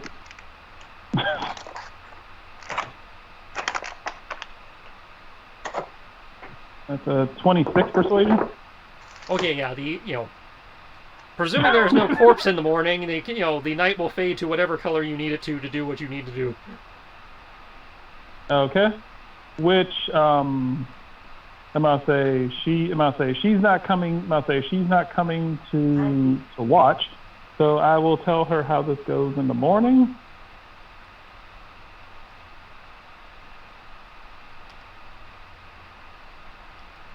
I'm gonna say when she wakes. I'm gonna say I guess when the woman wakes up, unaware of what happened the previous night. Is there a reason she'd be unaware? Is there a reason she's unaware?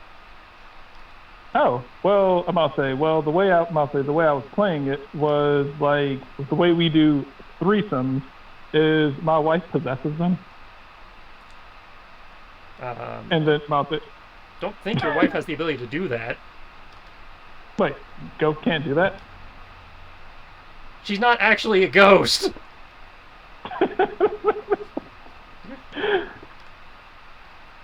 What is she then? I don't think did we clarify what that was?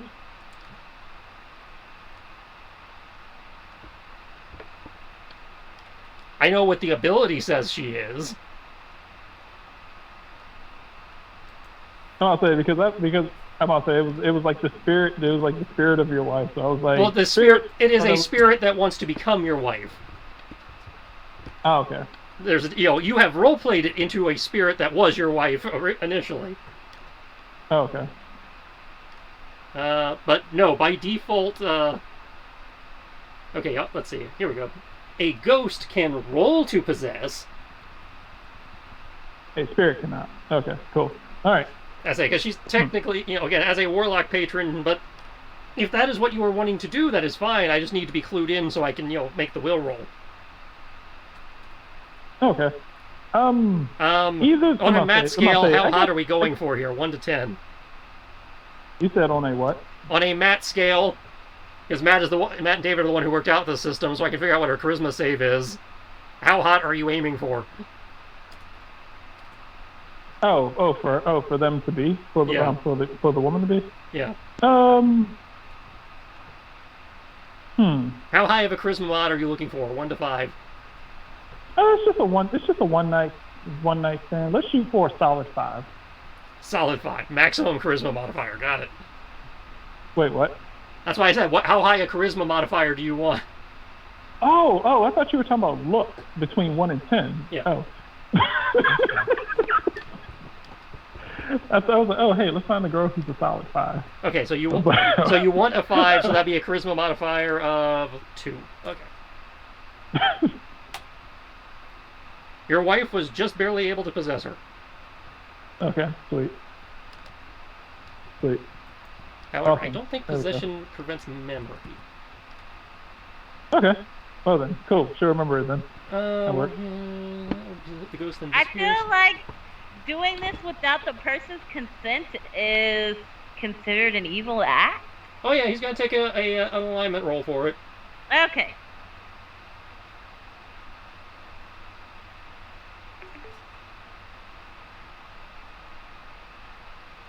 Yeah, it doesn't say anything about not remembering.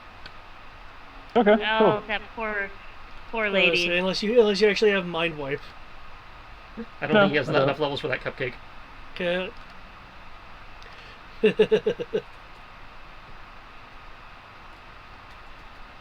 Let's see if she enjoys it though.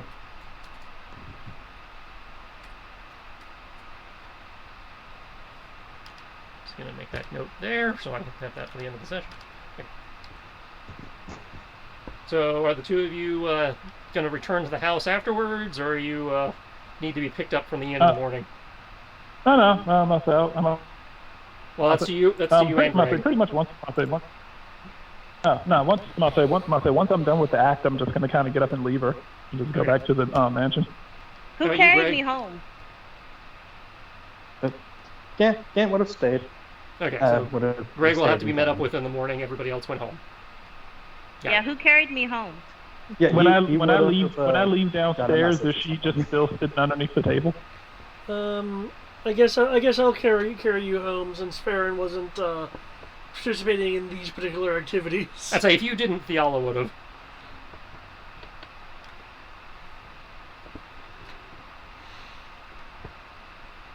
So, she'll, be getting up and, to handle that, and then sees you're handling it, to give you, and goes around with the others to collect the wagon.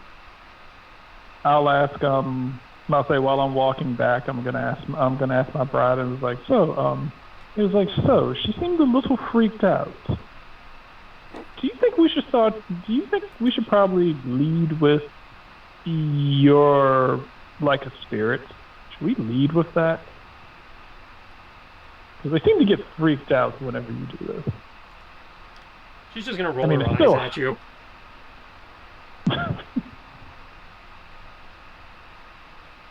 Oh, yeah, I know. Keep it fresh. Why let them in on the fun? Okay. Next morning. People are collected. You are on the boat. Where are we going? I believe Major Ursa. Yeah. Major Ulcer. Well, I wanted to make sure you guys could have randomly changed your mind. This is true. No. This is, yeah. No, we are going to the Grand Line. We're going to get the One Piece. Alright, well, whoever is helming the vessel can make me either a navigation... Oh, actually, no, you're using the map. This wouldn't be survival, because that's for specifically navigating the wilderness. So yeah, navigation check. He's driving this time, so... Oh, I don't think it would be survival. Navigation? Who do we figure out was good at boat? I mean, it's technically listed on your job descriptions. If you look at the boat, somebody actually was the official navigator. Yeah, we gave it to Fargo, but we were splitting it between Fargo and Dylan, because Dylan also wanted to learn how to boat. So, but she would be taking it. She would be trying to drive the boat this time. And you said, what skill am I rolling? This would be navigation tools proficiency. Which I don't have. So. Doctor has it. And we'll put that under wisdom in this case. So if you don't have tool proficiency, just roll wisdom. Feel free to look at the boat, see if it gives you any modifiers, because I know it's got like fancy maps and shit. Let me see. The boat is under Seagulls. Here we go. Yep. Stop it! No. Sorry. That was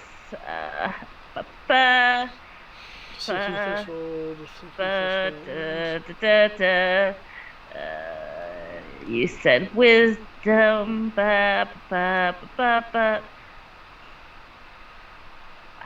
Seafarer's maps, yeah. Yeah, it's a seafarer map table. Okay, yeah, that doesn't actually modify your roll. But, yeah, it doesn't do anything, so but that's fine. for the purposes of this, I will have it give you advantage. Alright, awesome.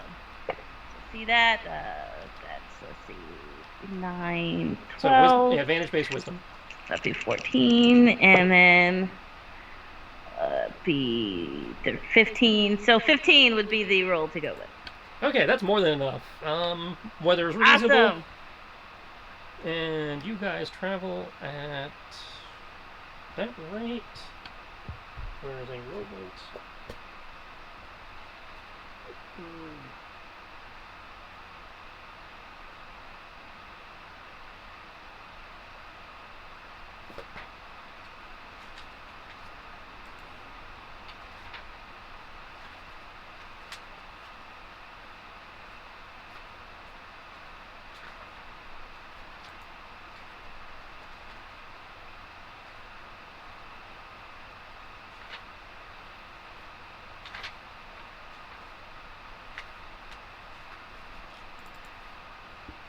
That's not that big a deal. You guys get there in a few hours.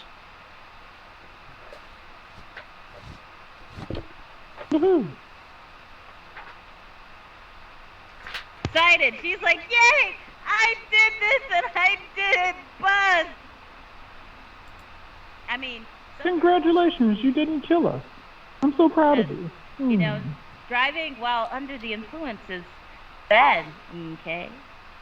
It is bad. It is terrible. Yeah, you guys are able to do it in about little under 3 hours. I mean, a little under 4 hours. A little over 3.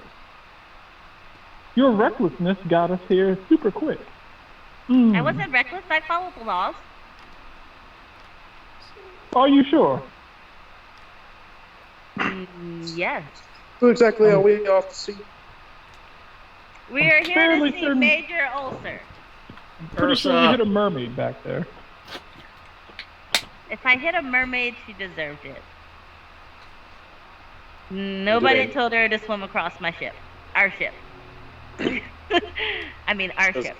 Not my ship. It's obviously not my ship, but it's our ship. Does this Major Ursa know something about the island? Yeah, About they're the ones that went in to see and encountered some undead.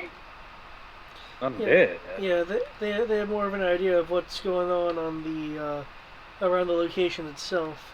Yeah, apparently there's the what they call the Skull Dunes, which I reckon is just going to be a whole bunch of skeleton bones that come together and try to kill us. Man. Try being the optimal word.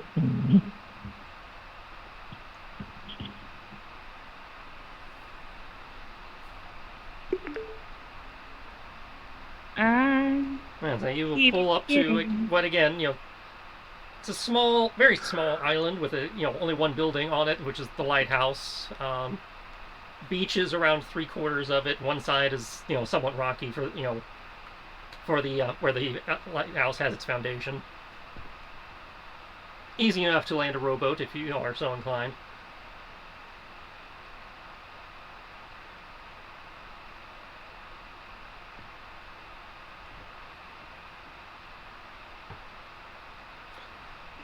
Awesome. Farron will be watching to see how well Dylan does at not getting close, but not getting too close. Oh, and given the size of the island, you also can see what would be a small dock off to one side. That would, given the, how shallow your vessel is capable of going, you could use the dock as well. Ooh, well, the dock looks like it'll make it easy. I thought we'd have to weigh anchor. Well, yeah, when we're heading towards the island, but we're at the lighthouse now, so I mean. Well, do you wish to get to the lighthouse by rowboat or attempt to use the dock? I'm gonna attempt to use the dock, sir. All right. Make me a dexterity-based water vehicles check. I don't have that either, but that's fine. I will make you. Dex. Yeah, I was Farron's gonna say watching dex roll. intensifies. My God. I didn't realize it was a 2 straight across the board. Goddamn. Trish, question? 14. Yep. Is there any way I can assist Dylan of back it up? Yeah, if you want a spot for her, normally you can only provide advantage if you're proficient, but in this case, I'll allow her to roll it with advantage. Okay. Either way, I can do it because I will spend hit dice to gain proficiency with navigation or whatever. So water vehicles, but yeah. Oh, is that a bard It's thing? That's a bard thing. Nice. It's the same Yep. I rolled last time. I rolled a 14 and a 15, and I rolled a 14 and a 15, so I'm going with the 15. Okay. So that is a 15. That is, you scrape a little bit, but don't do any damage to anything. Okay. You nailed it on the dot exactly. B plus. Huzzah! Thank you. I was going to say a C minus. So I was like, you don't Galaxy Quest it, but you do a little bit of Maria tap. Yeah. Yeah, you tap, so B plus. That's fair. The gangway is lowered, and you guys are free to exit the ship. How's Asura doing? Is she? Did you guys bring her? I don't know. Yeah, because we would just leave them on the ship. Well, I never know who brings what NPCs. So. Well, Well, I was I presuming she was on the will ship. ask her if she wants to come. Right. Of course she wants to come. Wait, we brought the. Wait, we brought the That's what I was child wondering. with us? She is more than a yes. We did. We brought our child with us. Okay, our child. We're getting the information at this point. We're not going to the Death Island. Yeah. Right now. And if we are, she would stay on the boat. Yeah, because what I was wondering if she felt if she wanted to be on land or not. Which apparently she wants to be on land. So. All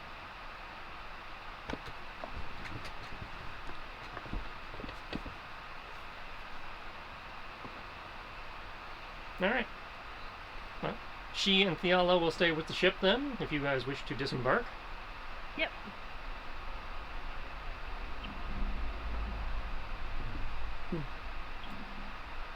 Making your way towards the lighthouse, you will catch movement off to the left-hand side. As you approach closer, you will see a large humanoid individual. You would guess human from what you can see of the ears from here, with a bright red beard, dressed in a gambeson and a gaudy red and yellow kilt, a warhammer and dagger hanging at the side as he works at in what appears to be a small garden on the side of the lighthouse. Hello there. I actually love him. I would die for this man.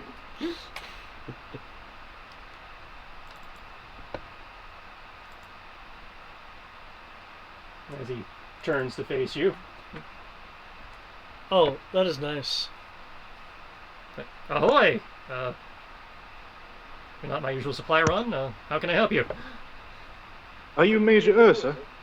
I am. And you are? We're adventurers. Actually, he'll looks to Dylan do you want to talk? You're the captain. You're the captain. Well, you're very good with words. You can go ahead. I'll just chime in occasionally. Is this about the Abbey Island thing?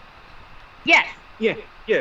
We spoke to the Mariners Guild leader, and he told us that you knew more information about it, and we'd like to get someone who had a hands-on experience.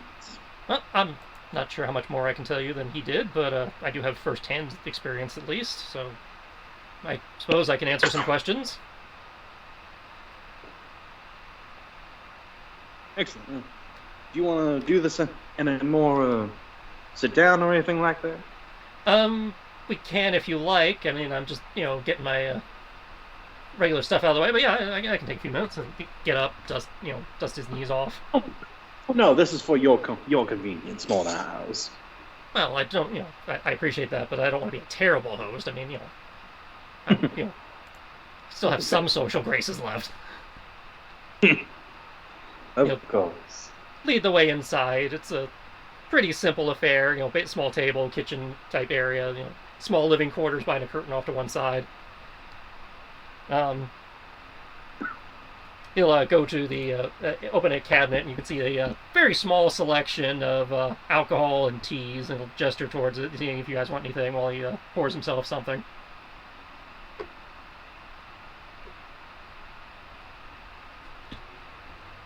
If nobody chooses to partake, he'll just lean against the counter and with his drink and think, okay. Well. Dylan would definitely partake. Okay. He never turns down a drink. I'll take some as well. He has a small selection of ales and meads and what he calls girly drinks, which is wine. I'll take a mead. We want the ale. Okay, he respects that. And, gives you the good shit, and then leans back against the counter. It's like, all right, well, fire away. What do you need? Sorry, go ahead. We were wondering if you could recount any especially noteworthy dangers. I've already heard word of the Skull Dunes, which I imagine is something that you and your at the time companions had gone through. We were presuming skeletons. Well, you certainly ran into a bunch of bony buggers. Skeleton is as good a description as any. So the only safe place, hopefully you were told, the only safe place to get ashore is as the place is ringed with reefs and rocky outcroppings. The only safe place is the sandy beach that we started calling the Skull Dunes, which are littered with an army of skeletons and such. Okay. You don't see them at first, however. They're a treacherous lot. They pop up from the sand as you approach. Like they're laying in wait. Never seen anything like it. I'd say that sounds. At least not from not from skeletons. That sounds oddly tactical. Our guess is, based on what we were able to decipher before getting jumped, that the pirates or marauders or ghosts or whatever they were that were terrorizing the area before somebody took them out, was that they were able to get ashore somehow. So there has to be a path through the blight is somehow, but we weren't able to figure it out.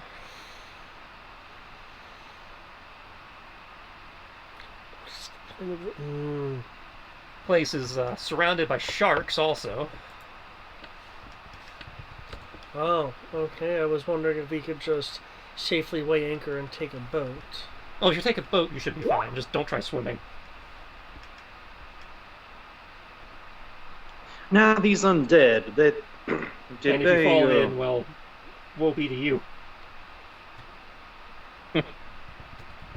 Now these undead, Major. Did they have any particular? Did anything strike you as odd about them besides the obvious skeletons? Well, and I'm not hardly the adventuring sort. I mean, I've did a scrap or three, so I don't exactly have a lot of experience. But from what I saw, they were skeletons. Some were more skilled fighters than others.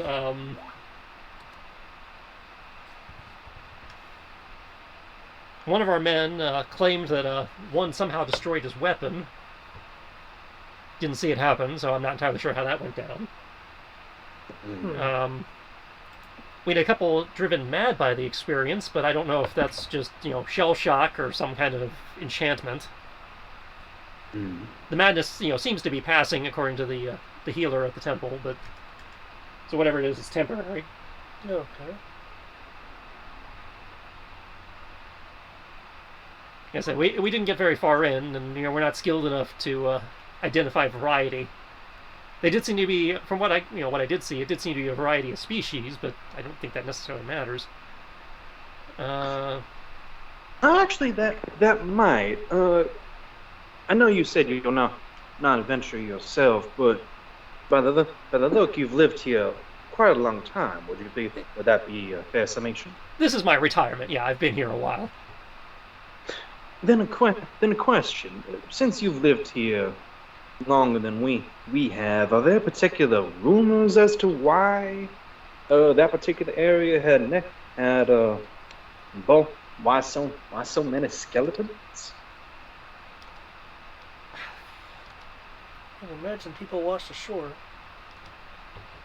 That's as good a guess as any. I mean, I know nothing about, that hocus pocus and whatnot that they do with the lodge and the circle. Nothing good seems to come from, those who dabble with that sort of thing. So if I had to hazard a guess, I'd say it's probably some kind of lingering curse, either intentional or unintentional. Gods know the sea has created enough bad vibes for all the poor souls she's taken. And, isolated site like that, who knows what sort of dark, voodoo they were getting up to. Fair. Completely fair. And if those, I'm told those, ghosts, the ghost pirate ship wasn't actually a ghost ship, so maybe they were doing something. Maybe it's some sort of defense they set up.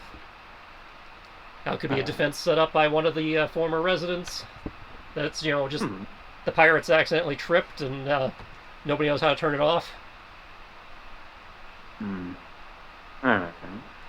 The answers you're looking for, unfortunately, are probably up at the Abbey itself, but we never got close enough to get inside. We know the place was smoking for days before we arrived, which we thought was odd. That's part of why we were sent in to investigate. But smoking as in mist, or smoking as in smoke like fires, or like hard smoke was rising from the island for several days. Right about the time that somebody within a day or two of somebody taking out that ghost ship, we saw smoke coming from the island. Looked like the whole place was ablaze. We sent a first team in to investigate. They didn't come back. Then the word went out that they wanted to repurpose the island, so we went in. We did make it back, but again, never made it past the beach. All right, that's a harrowing experience. I'm glad you made it. You and me both. One final question, at least for myself, Major. Did any of you or your men notice any spell slingers speaking up? Whether it be marauders or the undead themselves? Well, I didn't deal with the ghost ship, so I can't speak to that. Well, I mean, on the island itself, again, all we saw were the skeletons. Though, now that you mention it, I vaguely recall seeing one that seemed to be hurling some kind of black energy, dark energy. So maybe some of the skeletons are casters, but we didn't see any people. All right. Thank you, Major. Anyone else?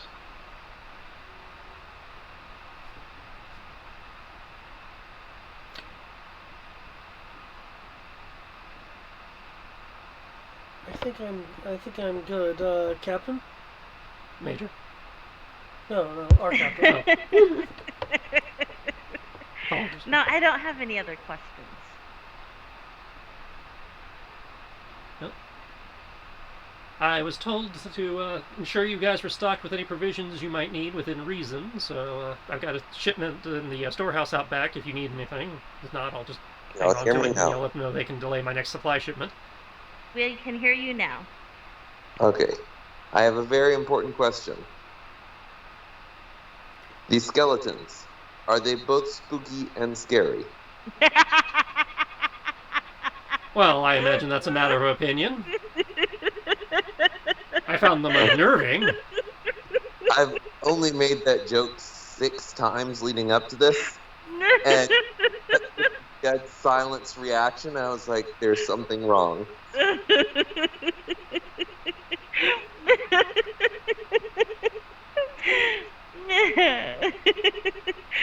Now that song is stuck in my head. Send shivers your spine. Yeah. Also, I do apologize, guys, but I think I'm gonna have to go to bed. Night. It's Hell Week in the rental car world. Mm-hmm. Good luck. Good luck, All right. Rachel. Good night, everyone. Night.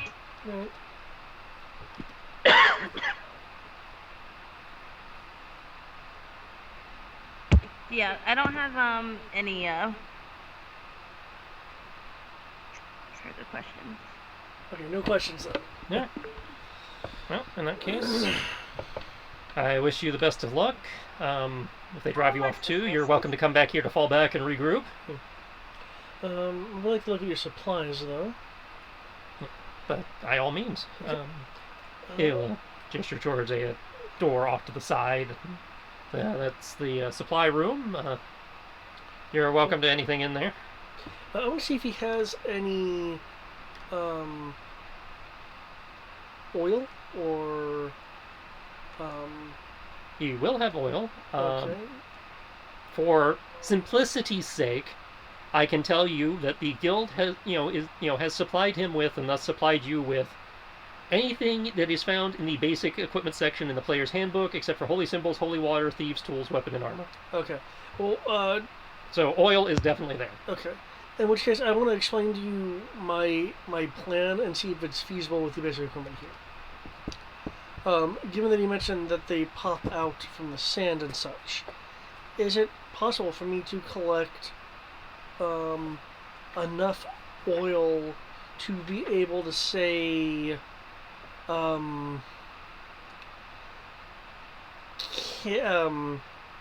launch, for lack of a better term, oil balloons from the cannons to saturate the area of the beach we're going to land on, then light it on fire?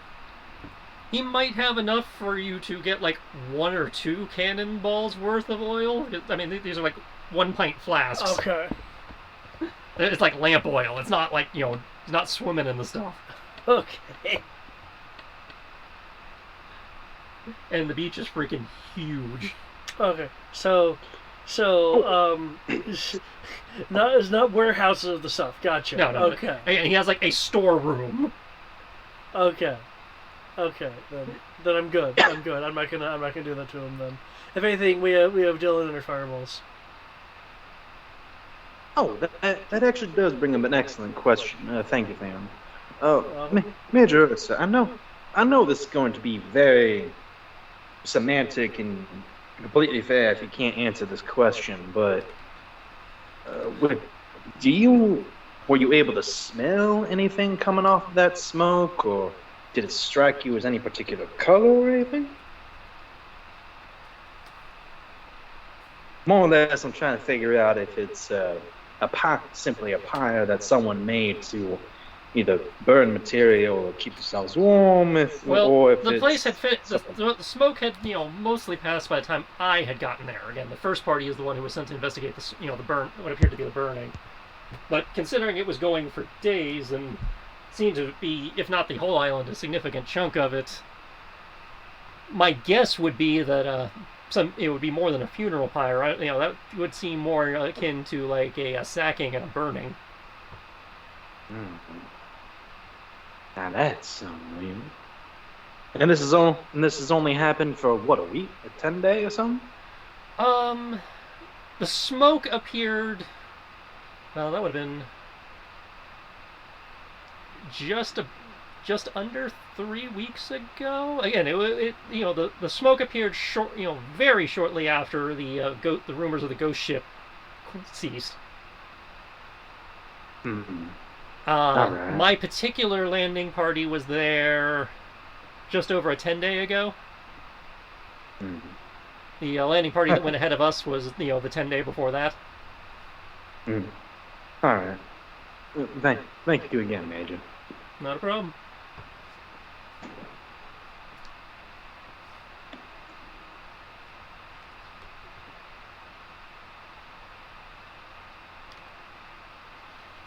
Okay.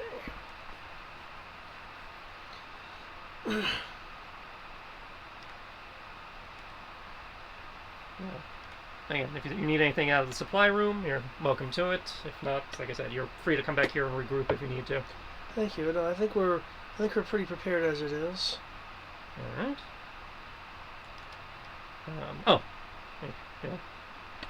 Go pull something out of the chest at the foot of his bed. I can provide you with the map we used to get there, so you'll actually have the safe route. That might be essential. Thank you. I'll take the map. Looking at the map, you will see the area marked Skull Dunes is about 6 million square feet. Okay. So, just a few kegs, then. A few more than a few kegs. Alright. I will... Map seems to indicate that it's about a mile wide and 2 miles long. For an island, it's relatively small. Okay. I guess while we're making our way there, I'm going to see about copying the map so that we can give them their map back, and that way we'll have our own map to be able to, give their need be in the future. Okay. Also, if we get thrown off course, I'll map that course as well. All right. Well, if you guys are done here, I will need another navigation check to actually make it to the island. And that I like was how she's like, wisdom, right? You. Yeah, that would be wisdom. Do you realize this is completely up to you, 6, guys? 6, and I am a more. little sad. Would anyone want to know? Actually, he wouldn't. He actually wouldn't probably know. Never mind. 19. That's a 19. Okay, 19 will definitely get you to the island. And now I will need as you approach the island, is making your way into the mist. Damn it. You need a docking roll? You will in a moment, but first, you're making your way through the mists, and I will need a dexterity-based vehicle operation roll. Yeah. Sorry, guys, in advance.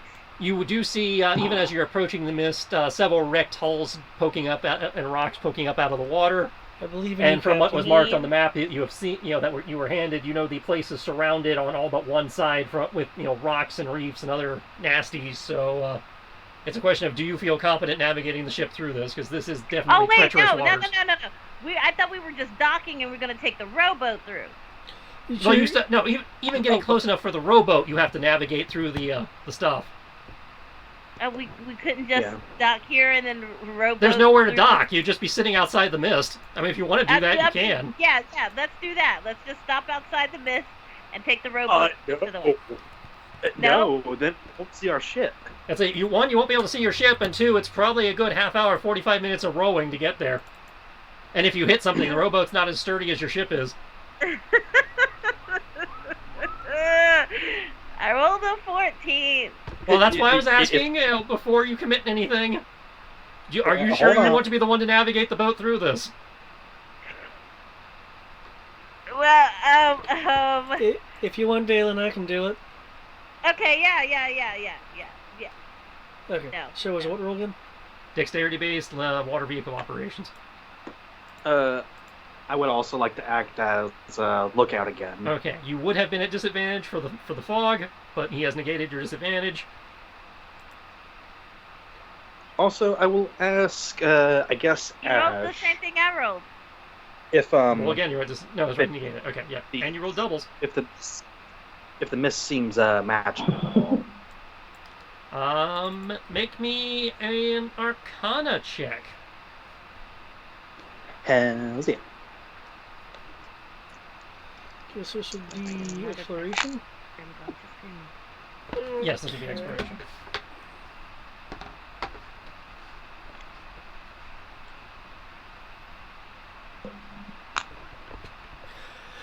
I'll say advantageous positioning in case that'll actually help at all. Okay. With his help, you do manage to mostly navigate safely. You do scrape a couple times on very rocks that are just barely poking up out of the water. The ship will take a total of 8 damage. Damage threshold and all that doesn't apply. It takes 8 damage from scraping, which is relatively easy to fix, given the time. But and then you are able to get to the tip of the island, where it is possible to bring a rowboat ashore. Also, that is going to be 25 on Arcana. The mist definitely feels magical to you.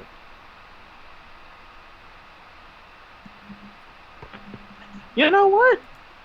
He's gonna go out on a limb. Dispel. Well, actually, no. Not yet. Not yet. Hey, Ash, do you have Dispel on you? Even if I did, I doubt I'd be able to dispel something this big. That's okay. Oh, this is be fog of war. Did I do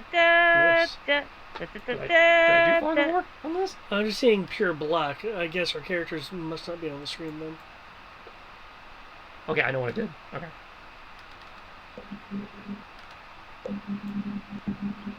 You have Dispel, Dylan?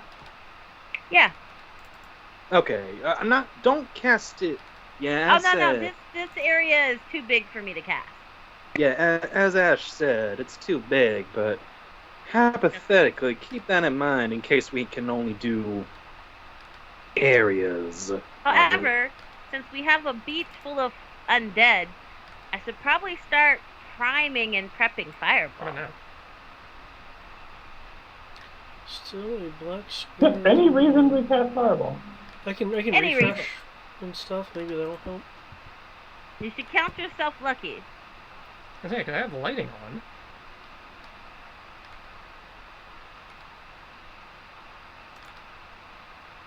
He's like, hey, are we in a wide open area? Yeah, I cast fireball. Can people see at all? Nope. Roll 20 So, is just being black. funny, so don't worry.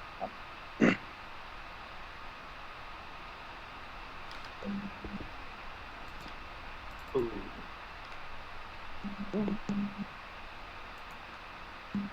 Huh, let's see. The map is suddenly completely pitch black. Yeah. Good, I might actually need to adjust my night vision. Okay, so this is going to get a little complicated. Bear with me. Mm-hmm. Okay. I thought it was supposed to be that. That's why I was zooming out. I was like, No, okay, no, maybe it's we not can supposed do to be. So I'm going to have to drop.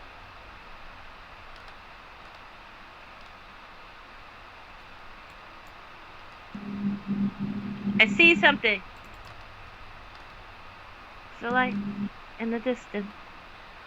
See it coming closer. Now, only one character is going to be in charge of moving you guys because these Not me, not it. These are 500-foot squares. So we are not moving each individual character through them. Completely fair. But I have to drop everybody just so you can see what the fuck's going on. Oh, I was gonna bring my familiar with me. I would have brought my familiar. Sura will be disappointed, but understand. Yeah. You never know. So, somebody will need to pick point. And I will use that character to determine your guys' position in the... I'm going to take a look at my perception real quick so you can see if I should be at point. Give me a second. Oh, Captain, my Captain. Let's do it. Let's do it that way. But I feel like I should at least be in the second, so that way the people behind could be safe from fireball. I don't want to hit you guys. Again, these are 500-foot squares. In JRPG tradition, should combat happen, I will switch you to a more reasonably sized map. Okay. I will. This is purely for determining which token is taking point. I will take point. Okay. Yeah. The person hardest to hit should take point. In which And I case, have okay, fireball Brian, prime and ready. I have put your character on top of the boat. You represent the party. You may move one square in any direction. Wait a second. Is this what I think it is? I don't know what you think it is. It's the map from the book. Okay, because I was thinking Minesweeper. Well, it's not looking at the GM layer. Oh, Now that you spoiled it, yes, you're effectively playing Minesweeper. So I didn't realize I was on the GM layer. The Twitch is on the GM layer. Ah. Yeah, I was going to just watch Twitch, but then I saw the specifics. I'm like, nope, I'm not going to cheat. Okay, I will shut up then. Fortunately, I'm terrible at it, so I don't know how the fuck it works. That maybe we bring something to trigger the undead to come out the sand, so we can like surprise round fireball them. Well, I was thinking you could saturate the area with fireballs. Though you said 500-foot squares. These are 500-foot square. I believe it's 500 feet. Yeah. Okay. Yeah, I can see things. No, I'm sorry. They are 150-foot squares. Hold on. I would hold your fireball there, Dylan. Besides, man, even if we could bombard it, that would just be the beach. We still have the tower to contend with. That's it. The island itself is little more than a slab of rock rising from the ocean. The sea has battered its crumbling cliffs so that almost the entire island is surrounded by dangerous rocky shoals. The waves crashing and splashing over jagged rocks make it obvious, even to landlubbers like you, that any attempt to navigate can only end in disaster. There's actually no reason to pass these dangerous rocks, however, because the granite cliffs beyond them rise directly out of the water, offering no place to land or even come ashore. Only the sandy area where you guys are now, at the tip of the island, is a safe place to land. From what you can see as you're coming around, the island itself has little wildlife, but is covered in grass with small flowering plants and a few gnarled, stunted trees and shrubs. The dunes themselves are covered in coarse brown sand, and are desolate. Only occasional bit of scraggly grass and rocks, covering their hollows.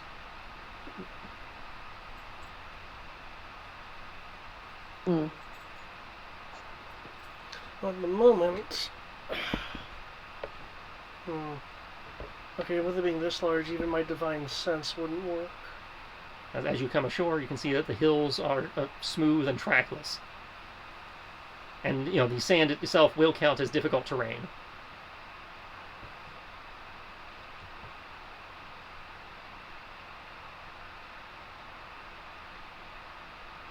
I like the fog.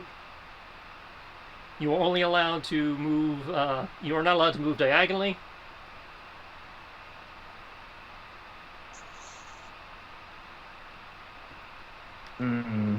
But you may take your first step. But yes, for those of you following at home, we are totally playing Minesweeper. I didn't come up with this. This is how it's printed in the book. So, looking at the screen, those don't look like they're on the GM layer to me. Yeah, those are on the GM layer. Okay, because usually I see the transparency. Okay. I didn't really. I'm not seeing it with that. So. That I'll is be my more first careful in the step. future. Well, you're fine, because you didn't take point. It's not a problem for you. You're at the mercy of Brian. Oh, yeah. However, that I'm keeping aware. Right. This, I'm gonna- and Sarah's on take- the take- on the boat with take- Theon, okay. right? Yep. Okay. Then I'll move right there. Did you move? Yeah. And Are we lagging? I'm going to move just to see if it'll record the movement. Go for it. I moved a diagonal from. I moved to the northeast. nobody's moving on me. Let me move way the fuck over here to have a bit more larger. Except maybe the diagonal. ghost that's standing in my corner staring at me right now. Okay. I think what's going on is because I don't know about Bless you. his use. Thank you. Oh, I turned it. You moved now. Okay. Brian still Okay. hasn't Wow, moved. what the hell? No, my screen Wow. is still no movement. I don't know about mine- you guys, but mine- the fog. I'm seeing the frame rate on the fog a little bit. Yeah. Mine's just moving my I character can turn all off over the animation for place. me. I can't turn it off for other people, right? Not unless you're using VTTE.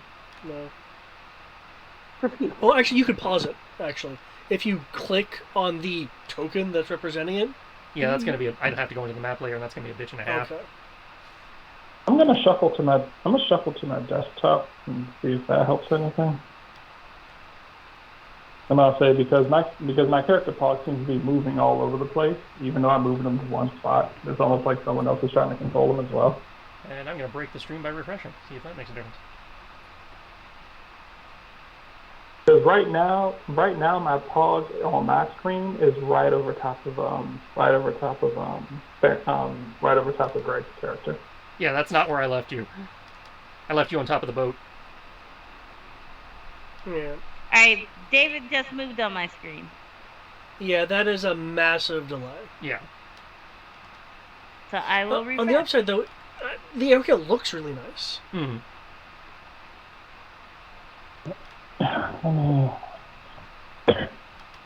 I'm logging. I've turned off dynamic lighting, so that should help. And we can stop the music. That should help too.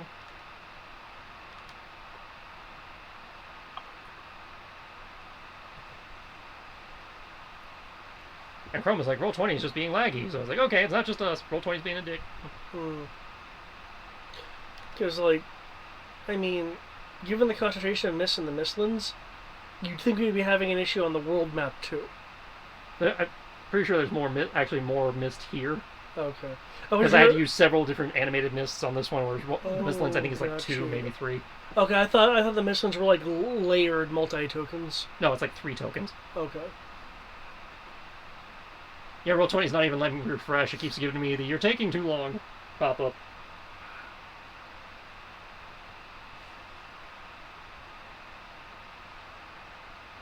Yeah, Hey, David I've just moved. been.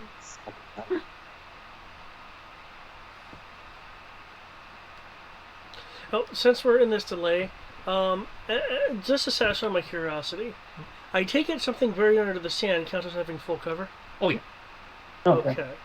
So, tell me, what's the point of having detect abilities? Alright. Cool. Alright, do you have me moved where I am? Oh, he's gone now. Looks like he caught up. I still have you standing on top of the boat right now. Oh, okay. Cool. I just moved myself. I'm right diagonally to Theron. Well, so far, I have not seen any movement from you. So I'm looking at the screen, and I'm seeing the little swirly thing over top of Storyteller, and it was over Infamous Dragon Tamer. Yeah, I still do not have you moved from where I dropped you. Hold while we deal with technical difficulties. Do you mind if I erase my character and then just drop him back on the map? Oh wait, you just moved. Okay. Yeah, it's not even that big of a map. It's 25 by 17. So from what I'm seeing here, it should be fine. Hell, do you remember the Seven Shadows when I had page effects going on? Yeah. And it worked fine, and that had more effects than this. This is just Roll20 being a dick. Yeah. Yeah, because Roll20 just crashed on me, and it's like the third time it's crashed since we've got to the map. Okay, well, at least it's not just me. Okay, I do have you move... Oh, there we go. Your connection to the server has been interrupted. Well... No shit. Here's a question. Since you turned dynamic lighting off... I did. What about removing everyone but the point man? I don't think it'll make that much of a difference. I don't think it'll make that much of a difference either. Oh, wait, but... Brian just moved. Yay!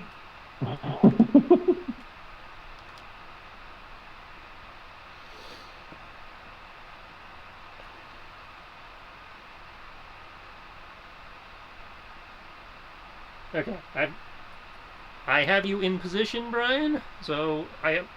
Okay. The stream is not tracking you, but my laptop is tracking you. Yeah, and I'm tracking it as well. Okay. Okay. So I'm gonna put you back on the boat now. Let me see. Did you move? You moved on my screen at least. Moved on mine. I am on the boat. Okay. I'm about to move. Do you want me to move? 1 second. Just give me a second to reopen my my sheets real fast. We're on a boat. We're on a boat. Take a good hard look at the motherfucking boat. I'm on a boat.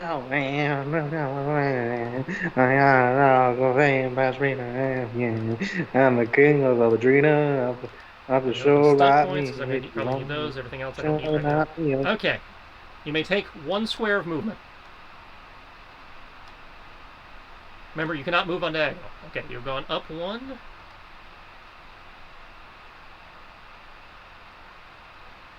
Oh, that's interesting. Okay. For some reason my... I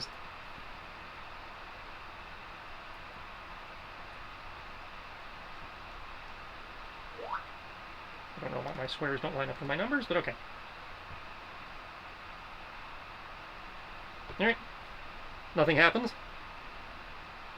Okay.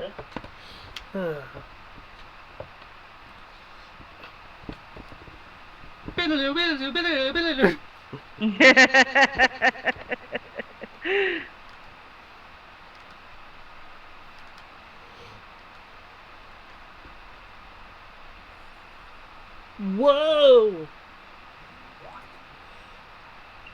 Oh, Chris, just because I'm not sure if you heard me earlier, I did take the opportunity to correct my dark vision. All right. Again, sand counts as difficult terrain. Oh my gosh, I'm hearing a point for Step of the Wind. Okay, 1, 2, 3, 4, 5, 6, 7.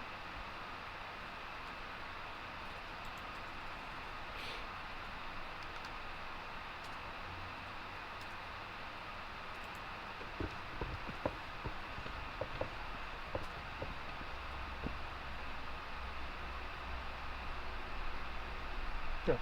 What's been thinking so much?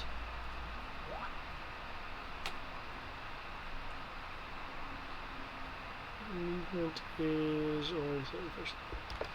Okay. 4, 6, 7.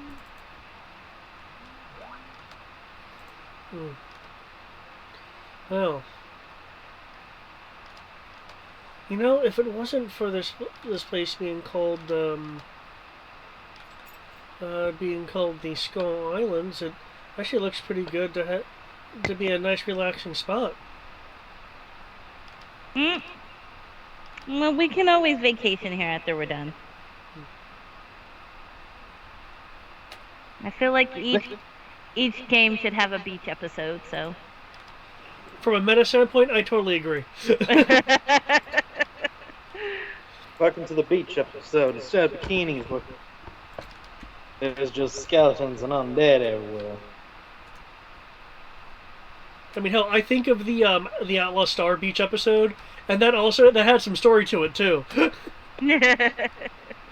Story in my beach episode? More likely than you think. Okay. You guys, as you guys approach, the sands shuffle, and creatures shimmy out. Okay, there's something I would like to do. Shimmy. And I can totally do this.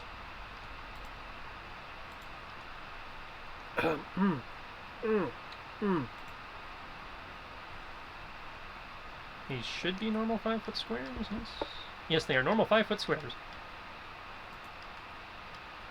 I was gonna say, since I've been holding Fireball, can I just preempt drop? On your initiative, you can.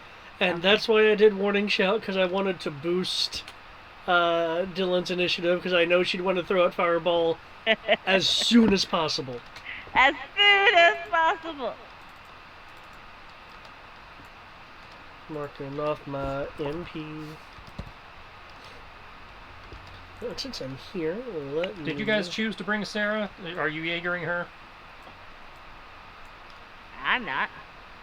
I do not have I the ability. Thank you. Yeah. Okay. I will take it off of the other GM's hands. Because I know the other GMs are already dealing with a lot. 2.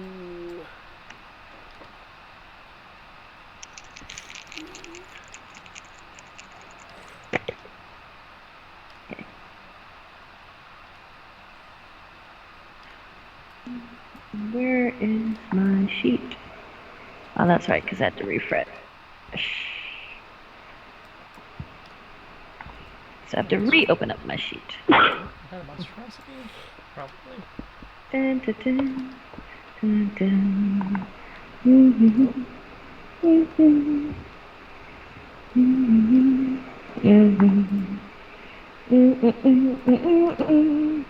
Mm-hmm. What was I looking up? My initiative. Ah. Oh, that is. Oh, so that is. Nope, you have advantage on initiative.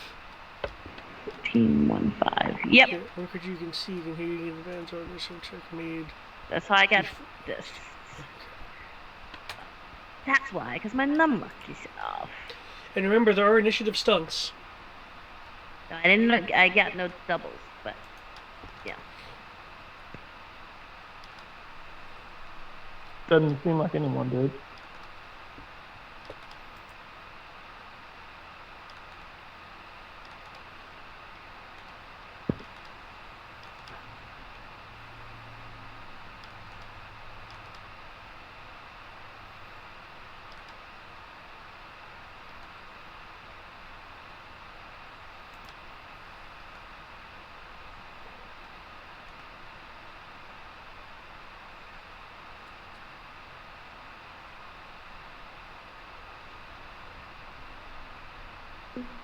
okay.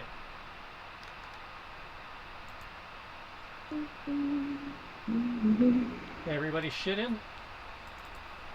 Mm-hmm. Mm-hmm. Yeah, what's not in? I forgot the round count. It looks like, is that Gant at 0? Yeah, my computer, my everything? Yeah, tablet is was going bonkers 1 second. Stop using tablets, people. They don't work on. No, Oh, you're good. I was trying to hang out with Sam simultaneously. Shush. You're good. You're good. I just like giving people a hard time about tablets. I tried to do things. It worked fine at one point, but no. Okay, that's open up. Defenders of the Realm, Dragon Gun Well, that's the thing I can do. Oh, it already started it. Good. Okay.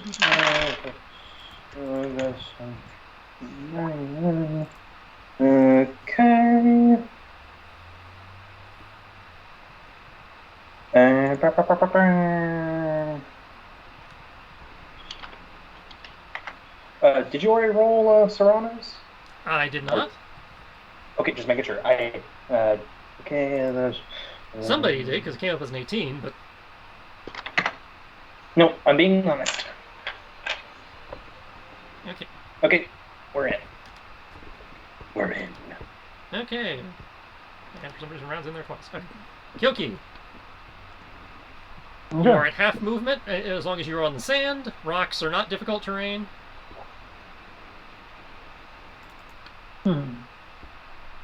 Have at thee.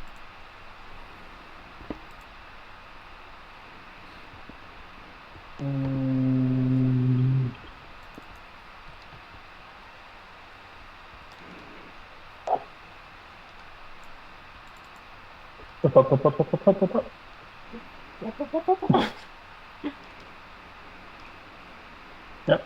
All right. Half movement.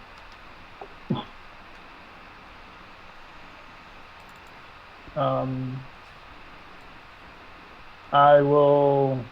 I will hold it. I'll hold an attack. I'll hold an attack for something gets for one of these. If one of these things gets close to me. Okay. So you will use your Because reaction to attack if somebody gets close. Yeah, because I cannot. Because I do not have offensive magic yet. Okay, so I've got 1, 2, 3, 4, 5. I got 6 targets.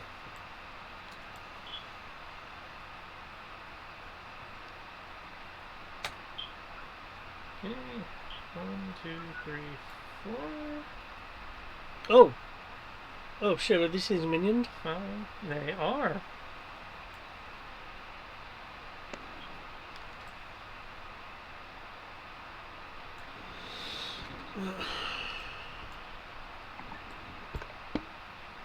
Okay, this one's dashing across the sand towards you guys.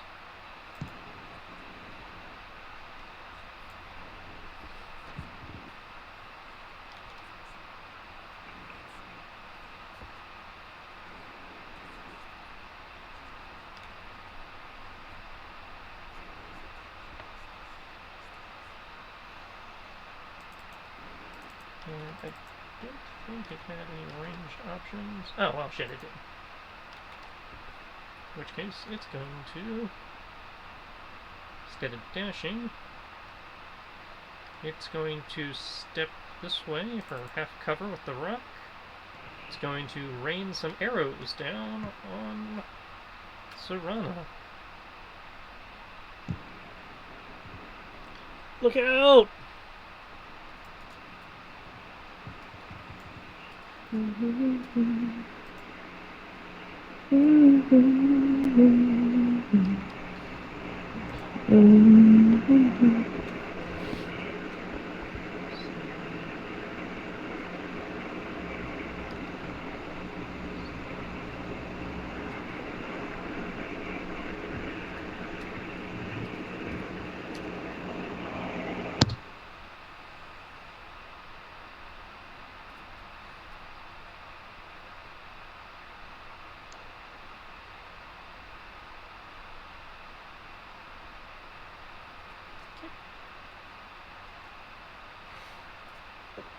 Damn it. This one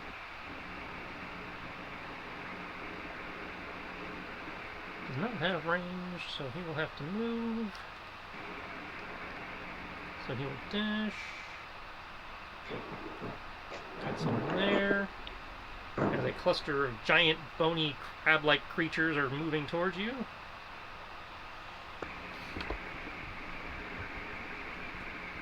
And this one...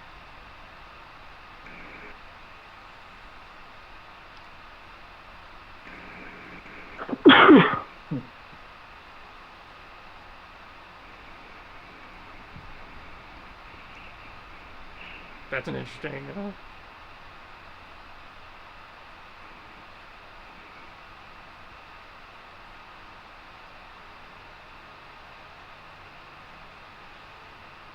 Okay. It's gonna run over the rock, so it's 10 feet.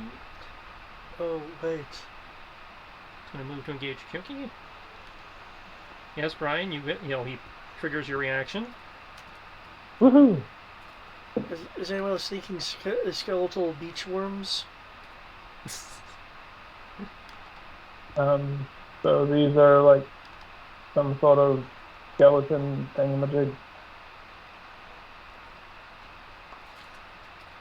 You're dealing with a pike-wielding skeleton, a cluster of 4 bow-wielding skeletons, and what I can only describe as oversized hermit crabs. Oh.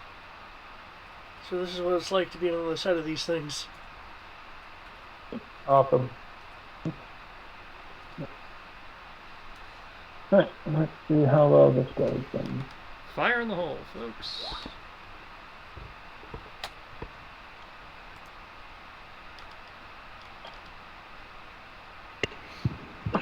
And my damage should not be that bad. Yeah.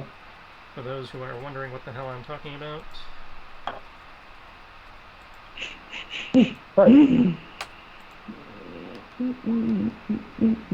Ah! It's like if Shao Kahn was a crab. Yeah, if it was like a crab and the crab was the size of Titan. He even has the dress skull mask. Okay, so that is a 24 to hit Serana, and a 19 and an 18 versus Kyoki. Shinzo stabs for a 19, which does pierce his rusty chainmail.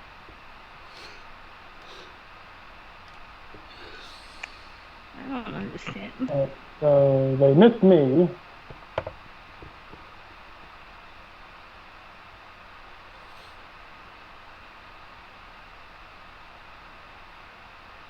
So yeah, he missed you, but you hit him. However, they do 18 Okay. damage to Sarah. Yeah. And that would be impressive if any of them were riding anything. Ignore what I just put. I'm trying to maneuver. Get. You're fine, I'm just giving you a hard time. You want me to subtract the hit points for Sarah? No, I got it. Okay, because you're having a hard time. So yeah, she takes 18 damage from arrows. Yep. And then they will pop a squat into effectively 3/4 cover. I don't remember if she has sharpshooter to negate that or not. She might. I believe so. Just waiting on Kyoki's damage.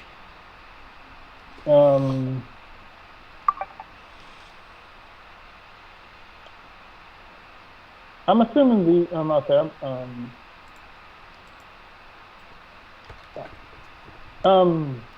gonna use my stunt point to trigger stay aware.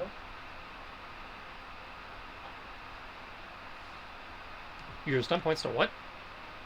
I have one stunt point, and I'm gonna use it to trigger stay aware. Okay. So you can add a perception check to that. Yeah.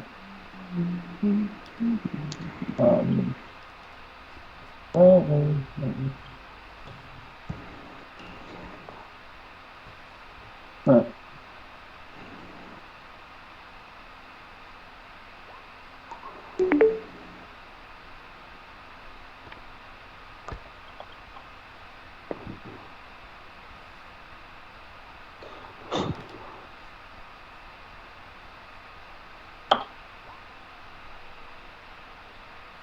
Okay.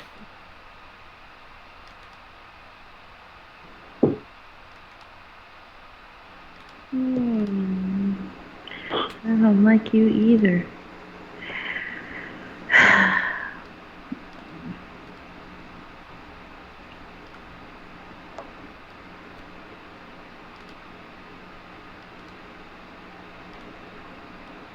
Next turn is Gant. Yo.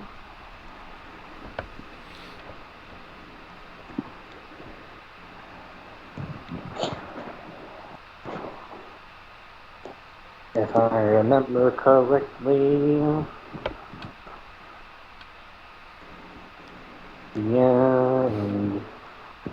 yeah, they are more than 20 feet, but I will, regardless, make my way here. I have 40 feet, so that's 20. That's it. You're allowed to move. You're allowed to move 4 squares, basically. Oh, hey, cool. I will move up to the schmucks then. The crabs, click and crab at you. How dare they crab at me? You shall not crab at me, sir.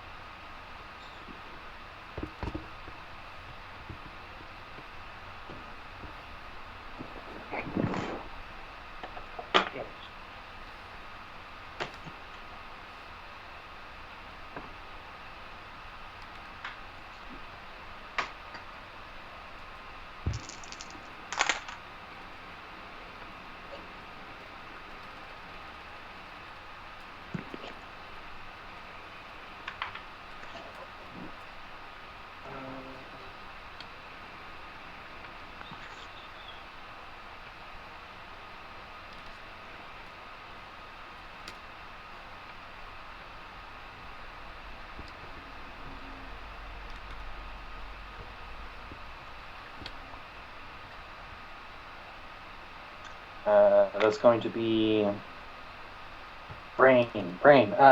21 on the first attack. 21 hits. Okay.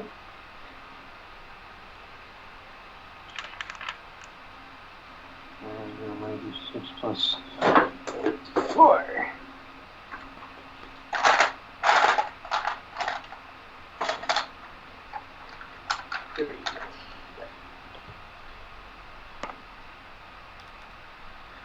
Do you need me to separate resistances or anything for damage?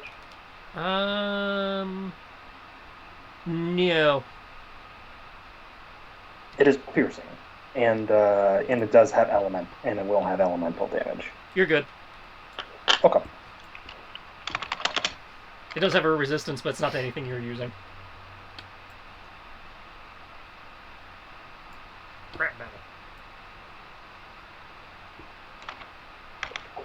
So 10 damage on the first. Remember that. First attack. Yeah. Second attack.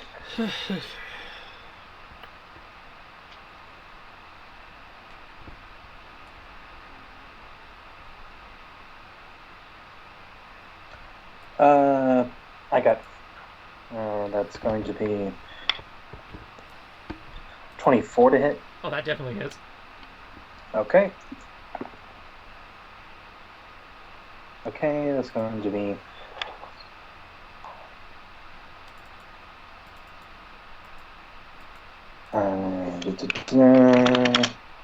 damage 12, and I will go ahead and spend. I got 2 doubles on that, and I've got 3 points. I will do.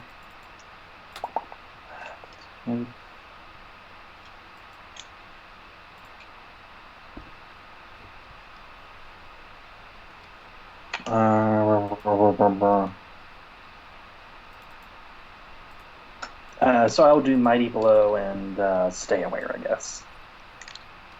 Okay. So, oh wait.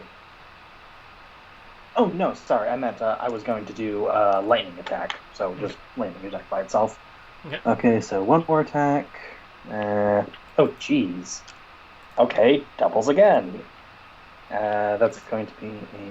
Can lightning attack generate stun points? I didn't think it could. If you roll doubles on the extra attack roll, you do not get stun points. Okay, makes sense. That's fair. So that's going to be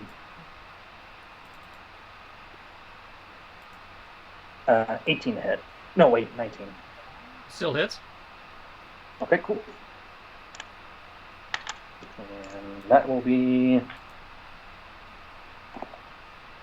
noise. That's going to be 15 damage. Okay. So. Your flurry of blows cracks one of them, leaving it sputtering in the sand as it, twitches and dies.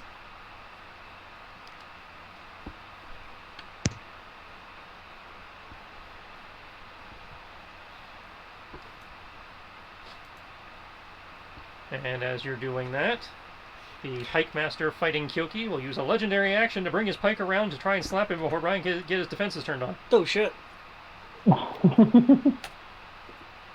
These pikemen mean business. And while he did roll doubles, I did not roll high enough to actually hit, probably, so those doubles don't matter. Yeah. He tried, though. We'll try. Okay. Ash has a move of that.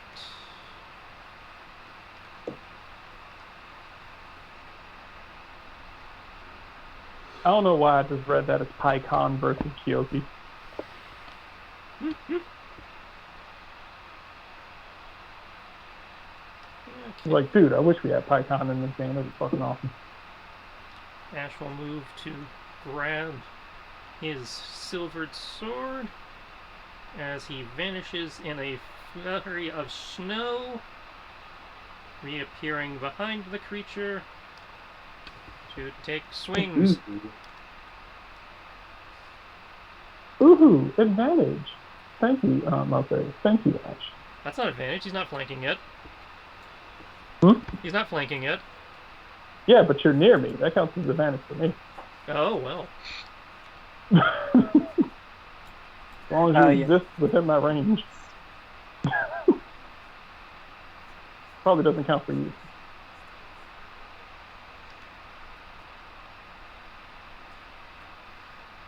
Let's see, his modifier did go up. It is now...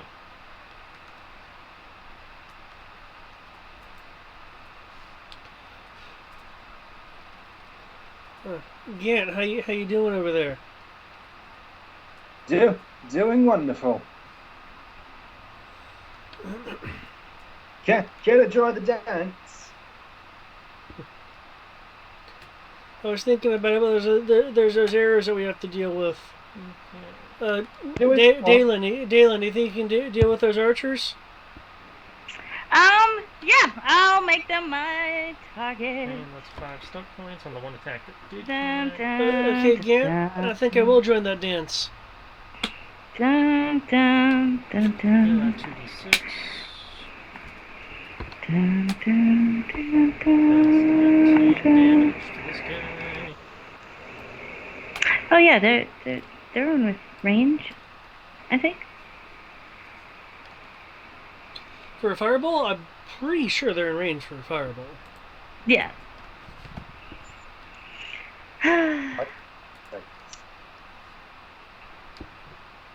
That's his one misty step for the day. Yep, 150 feet. Pike Master is going to use another legendary action to try again. Rolling progressively worse every time.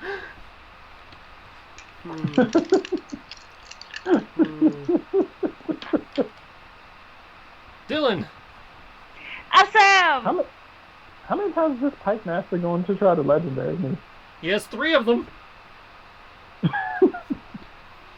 I am going to let loose my fireball here. Oh, hold on. That's you should be able to drop the radius.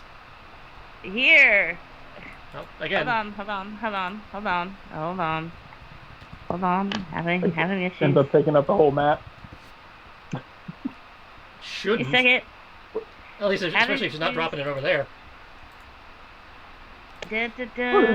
As far as I'm concerned, by the way, this is what I'm going to be seeing when she casts the spell.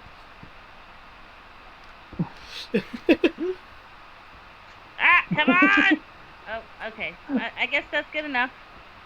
Oh, fireball on a beach, so she's literally about to glass the playing field. Yep.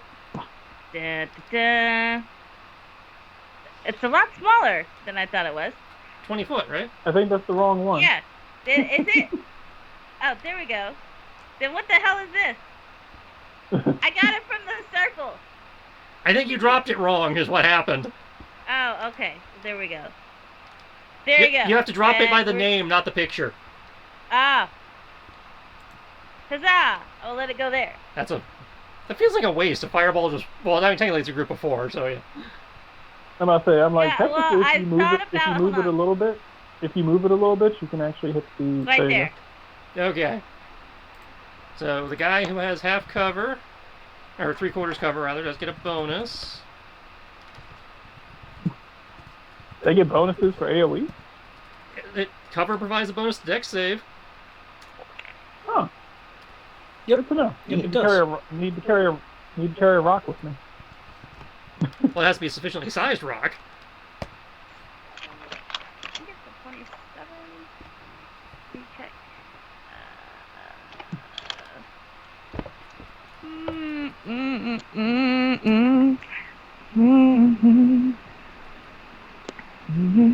I assume you remember to mark off your mana. That's what I was going to say. I'm going to have to mark it off on my sheet because it won't let me mark it off of my POG. I think it's 8 6. Hold on, I gotta switch back over to the main sheet. Just scroll down to mark. You're doing it off just my flat base level fireball, right? Yeah, well, I can't go any higher than that. Okay, so I'll mark it off for you. -5. There you go. Mana reduced. Alright. Alright, now I think the archer saved against your DC. It should tell you on your sheet what your DC is. Up, hold on. Excuse you, Sir David. I take offense to that. The ship's mage. But Gant is the ship's mage. Yeah, Gant is the ship's mage. That's why I specifically mentioned the ship's mage. Oh, okay. I was like, wait, I didn't say Intelligence capture near the ship's mage. It's a death saving throw. Yes, but what's your DC? It'll be at top right hand corner of your spell page. Top right corner, 17. Okay. So the archers save, the crabs did not. So the archers will take half. Okay. And I was in the middle counting. And so it's 8D. 1, 2, 3, 4, 5, 6. Could have sworn 7. Hold on. 8.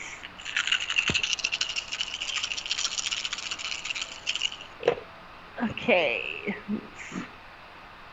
10, 20, 30, 4, 5, 39. 39? Yes, 39. 39. For the damage.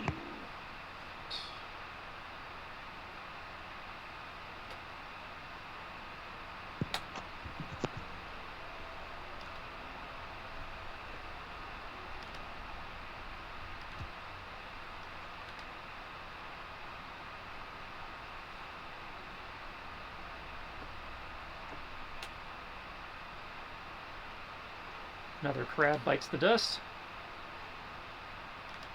Poor crab. Pike Master's going to try one more time. Pike Master. really wants to hit you. God damn. Well, I haven't. It's not their turn yet, so I can't roll to change targets. Gonna keep swinging. And another whiff. Sarah. Serana will move in there. Actually, she will also take cover from the archers. And she does indeed have sharpshooter. She is also going to do the other part of sharpshooter and take a -5 in order to do 10 plus damage. Okay. They have cover bonus. So what? No, sorry, cover ignored. Yeah, I was about to be like, oh, wait a minute. That's what sharpshooter's supposed to be. Okay, that just barely hits. Woo! And 25 damage is enough to drop the last of them. Somehow I imagine it bouncing off of each one of them, just... Turn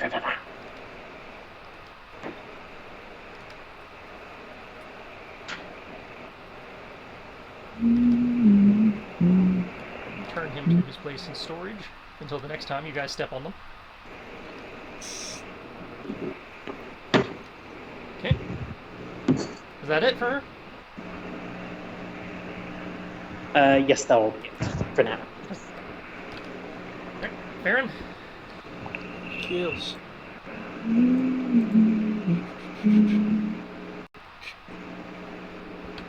I'm going to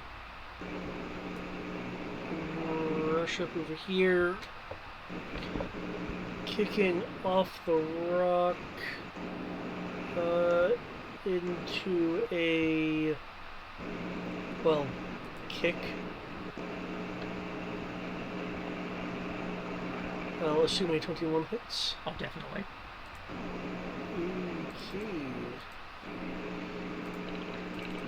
Okay, there will be a flash of light with the hit for the radiant damage, and then I will go into a grapple to dance with these things.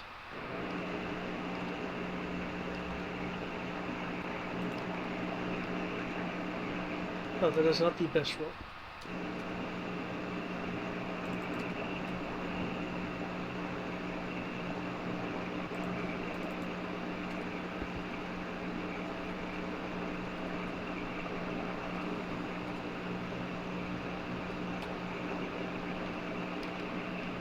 Okay.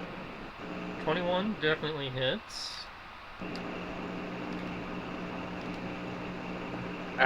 What? And your attacks aren't magical yet. So... True. Though there is 10 radiant in there. Oh, I know.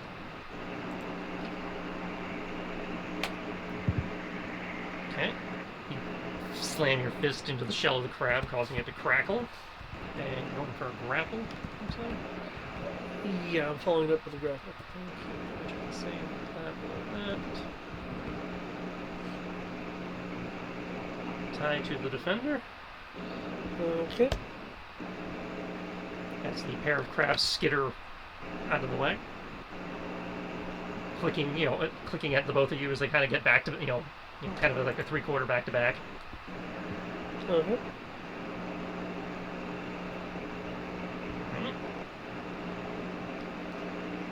Okay, yeah, that'll be it for me. Yogi! Oh, I wanted to reflip that. Oh, come in. Yogi! That got worse. Okay.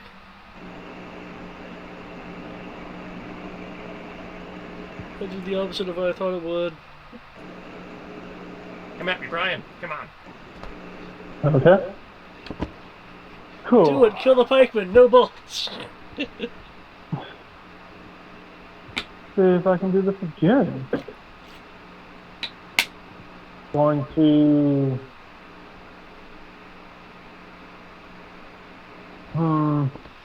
Ash is right there, so there's no need for that.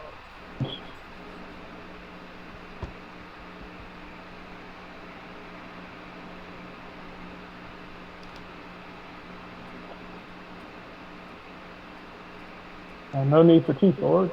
So.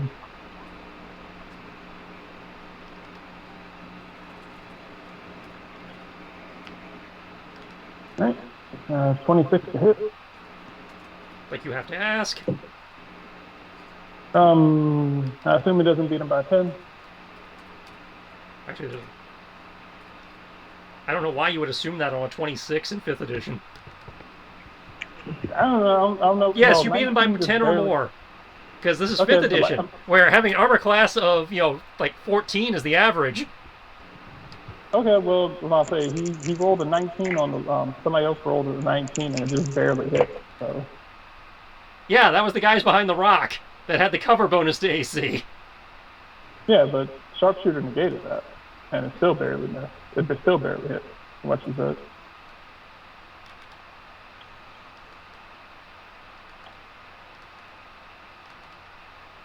Because I was slow to the take. Yeah, because they had the particular archers had high AC. Oh, okay. This guy does not. The archers actually have ridiculous AC by 5th edition standards. Oh, all I know is that this guy is super keen on trying to beat the shit out of me. That's because he's the only guy on the field that has a chance of hitting you.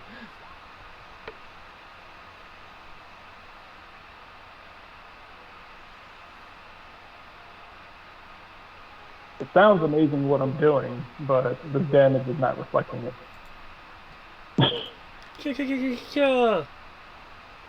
Okay. It's like when all my damage dies, just keep rolling one. That it for you? I only have one other thing I can do, but I'm not going to be an asshole, so I'm not going to do it. Okay. That brings it to their turn. Yeah. Unfortunately, the guy I was using to track their initiative is... Can I shuffle right there? Yeah, you can take a 5-foot step. Sweet. Right. I'll use this guy to track their initiative now, since the guy I had been using, I put in the GM layer like an idiot. Okay. So they're going to take their turn. Pike Man's going to spin his pike around, trying to hit both Ash and Kyoki. Pike Man. Probably on a roll for the crabs.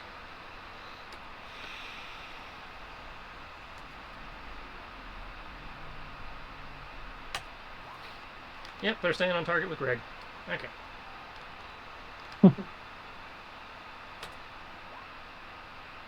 Damn it! So close!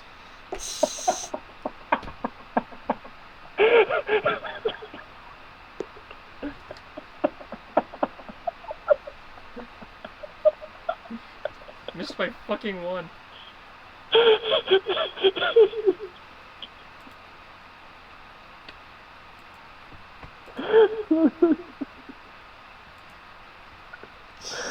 I don't know why this is so funny.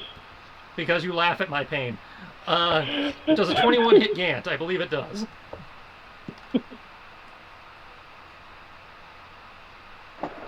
21, you said? Yep.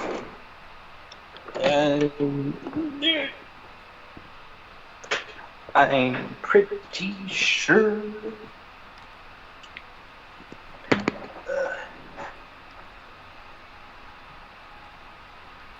21 would hit me.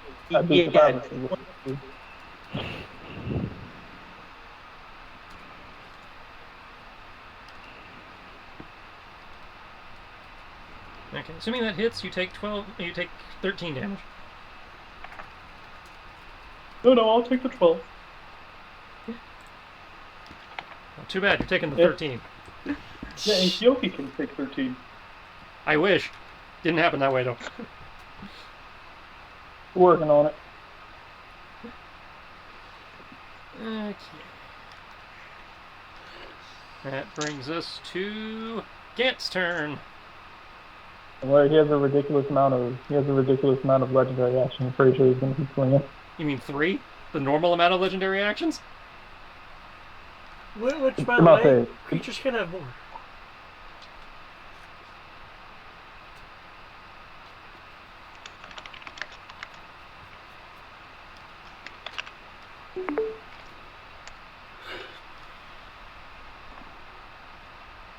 It seems like a lot when all of them keep coming my way.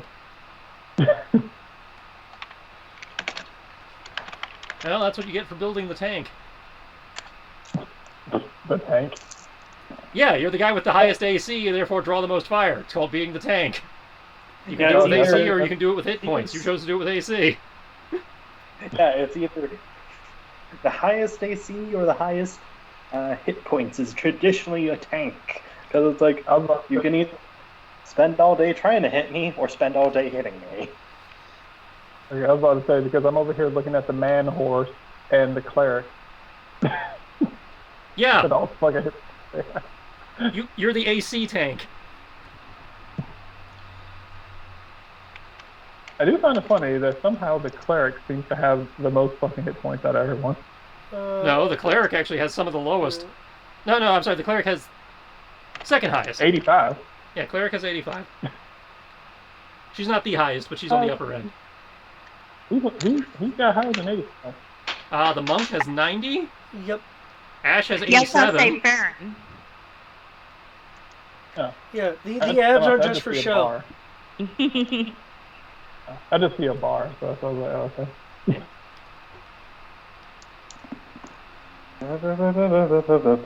And so you and Gant are vying for lowest hit points in the party. Plus, I have an awesome sleeping bag. Yeah, I'm squishy. So. Alright.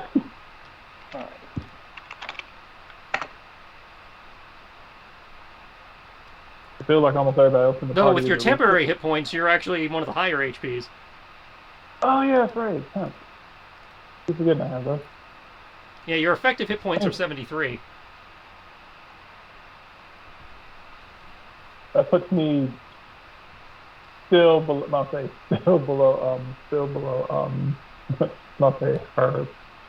Our captain. Yeah. By Only one by hit point. one, though, 'cause By my one HP hit yeah. point. My HP is 74.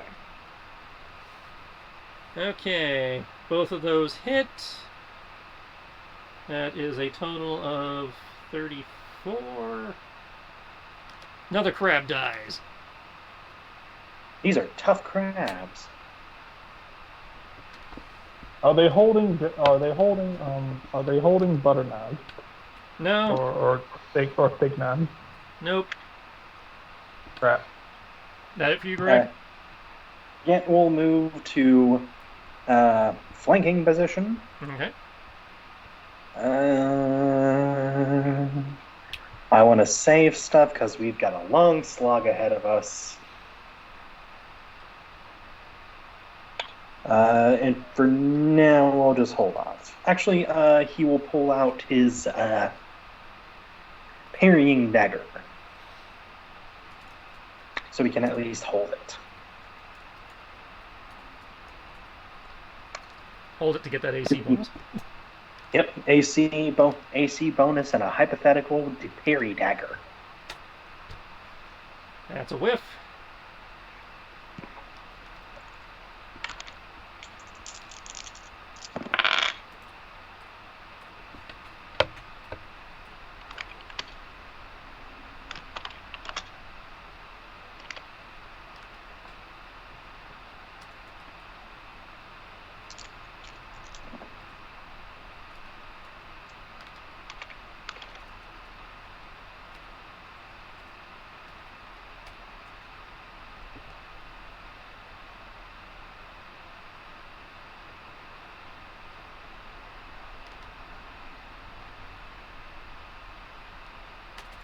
Sure, why not?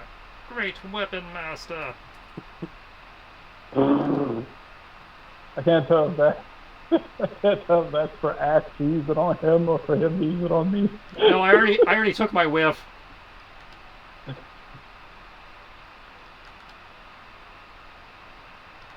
Well, you get advantage, so I don't know. Well, Ash got it. Ash gets advantage. Yeah, let's say the guy took his shot and missed. I wonder if Ash feels some sort of way that despite the fact that Ash is wailing on the back of his head, he just keeps trying to stab you. Well, I mean, it's only been 6 seconds. It's not enough time to feel some sort of way. And the guy took a shot at Ash on his turn.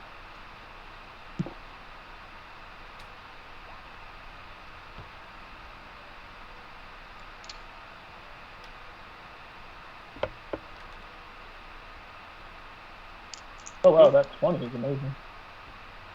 Okay, so that's 2 hits, 5 stun points, that's your 2d6. Okay, so 21, 31, 39, 45 damage. It's still up, but it's not looking happy. Jesus Christ! It would have taken me forever to do 45 points of damage.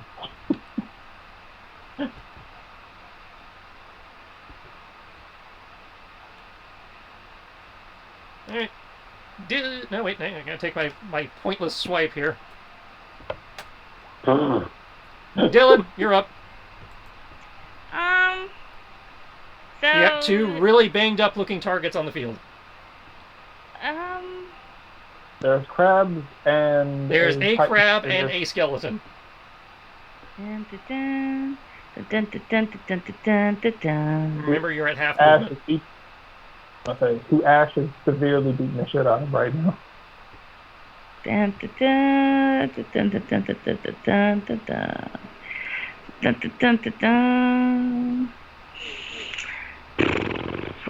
trying to figure out which target to go for. Suggestions, guys. Okay.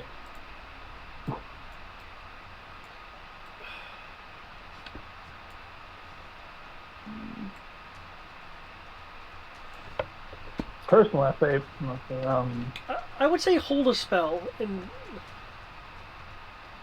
are you gonna cast a? Were you trying to cast a spell or like shoot a bow and arrow or something? Spell. Oh, okay. That's trying to preserve magic. Okay. David's right.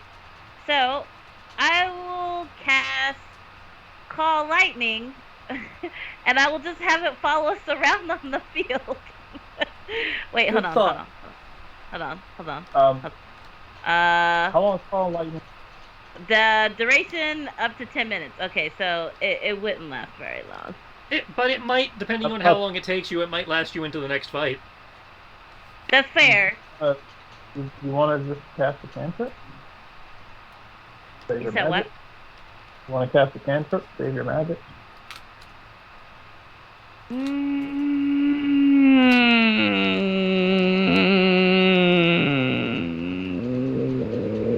Yep, just cantrips that do damage, right? Yeah. But the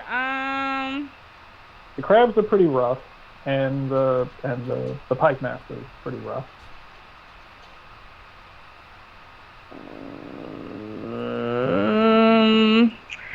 You know what?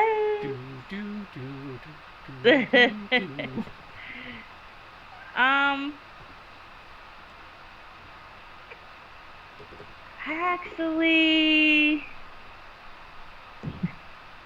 we'll go last. We'll hold. Just send me to the end. Well, remember how holding works in 5th. You're holding a specific action for a specific trigger. Okay. It's not just I want to go at 0. I don't really think you guys need me. I think between those of you guys left, you guys can take these down. So, technically no point in wasting a spell slot. That's what cantrips are for. They don't take spell slots. Yeah, but none of my cantrips are within range. Well, you can move. Wait, what? What do you mean? You don't have a cantrip that can travel 20 feet? Nope. I think the minimum is like 30. No. Yep. That one's 15. Let me check. Do you have range cantrip spells that only go 15 feet? You have one that can go 60. That's fair. So, let me see. Yeah, she chose mostly melee cantrips. Yeah. Oh, okay. So, you know, my other spells are distant, so if they get close, I'm like, I have protection. I mean, I have my weapon too, but it takes an action to pull it out. So I was like, quick thinking. No, pulling out your weapon's a freebie. I will see. There we go. But yeah, I guess we can cast Mind Silver. Let's do that. Okay, who are you casting it at?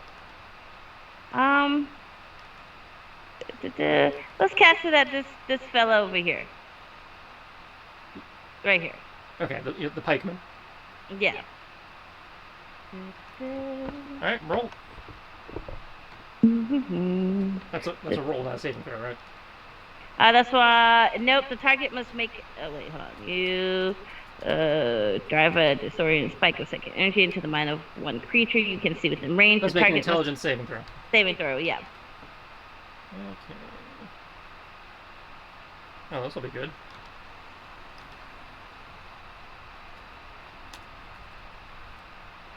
Derpa, derpa, derpa. I'm a skeleton.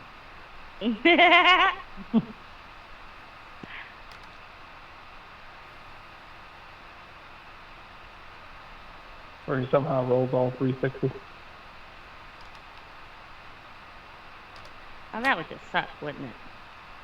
10 is less than your DC. Oh, roll the goal. So he will take 2d6 psychic damage. Okay, so let's roll another one. 10. 10 total. Okay, yeah, he is looking super unhappy.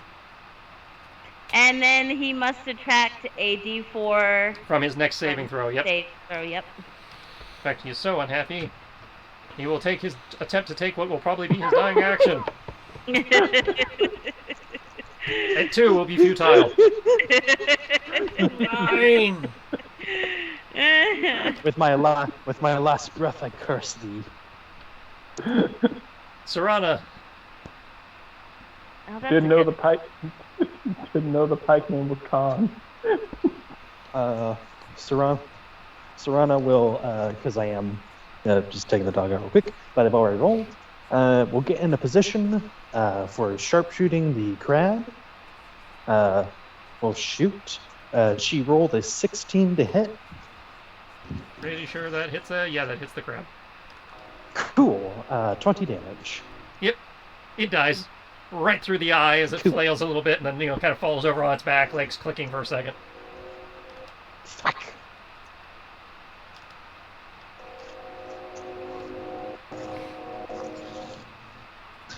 Okay. As its corpse returns to the GM layer. I'm about to say, Greg, is that you? Yes, that's me. Sorry, I was thinking. That reminds me. I was like, wait. I was like, why is there a train going through your place? I was like, oh wait, that's right. I live like four blocks down the street from you. That's also me. Yeah. But otherwise, I don't think she can do anything cantrip-wise or anything like that. So she's just going to move to, if she needs to, secure the kill on the skeleton, which is unlikely, but still moving in position. But that's it. Bring us home, Farron. Okay. Do you have enough move to make it around the rock? Good. Well, I can move across the rock further without having. I say, yeah, the rock doesn't count as difficult terrain. Okay. Gant did try to move to give you advantage. Or flanking. Well, the crab has died, so there's no flanking. Oh, so right. Farron will give you a nod. Do a number of backflips before leaping off. I can make an acrobatics roll if you want. And before leaping off into a flying kick at the pikeman. He's attacking from the high ground. Of course. I didn't ask for one, so you're good. Okay. I know sometimes you do, depending on what's going on. I do, depending on the terrain and stuff. Yeah. But this is not exactly a complex area. You're a fucking monk. You can you can do This is like training in the Zen garden back home.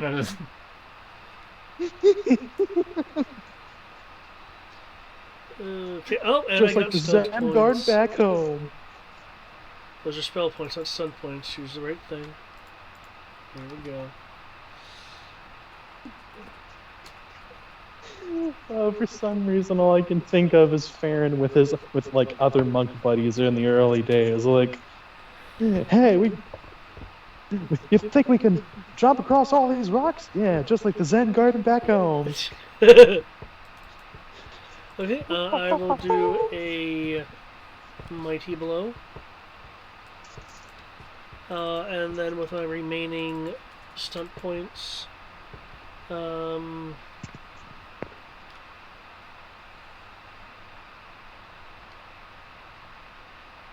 use a lightning attack. So I don't know if this first attack will instantly kill it or not.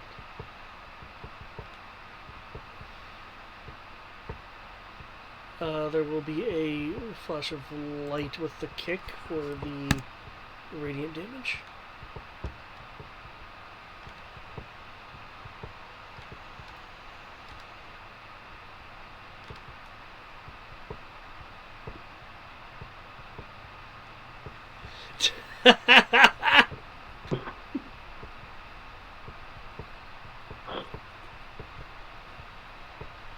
The worst part about that is that it looks like it hurts like a bitch.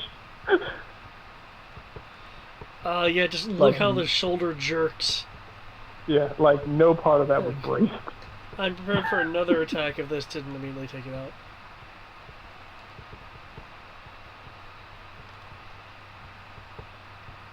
I'll say, well, you're 26 points of damage. Yeah, it's because there's 5 for the mighty blow. I love how everyone in their attacks are doing like anywhere from 3 times the amount of damage I do on regular. Just that base.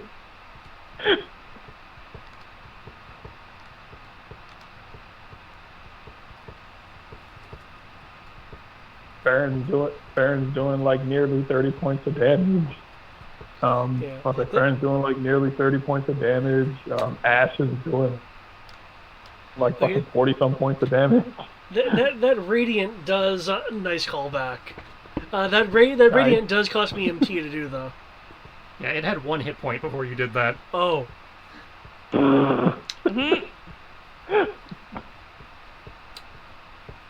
And the key was wasted. Yeah. I love Hawaiian.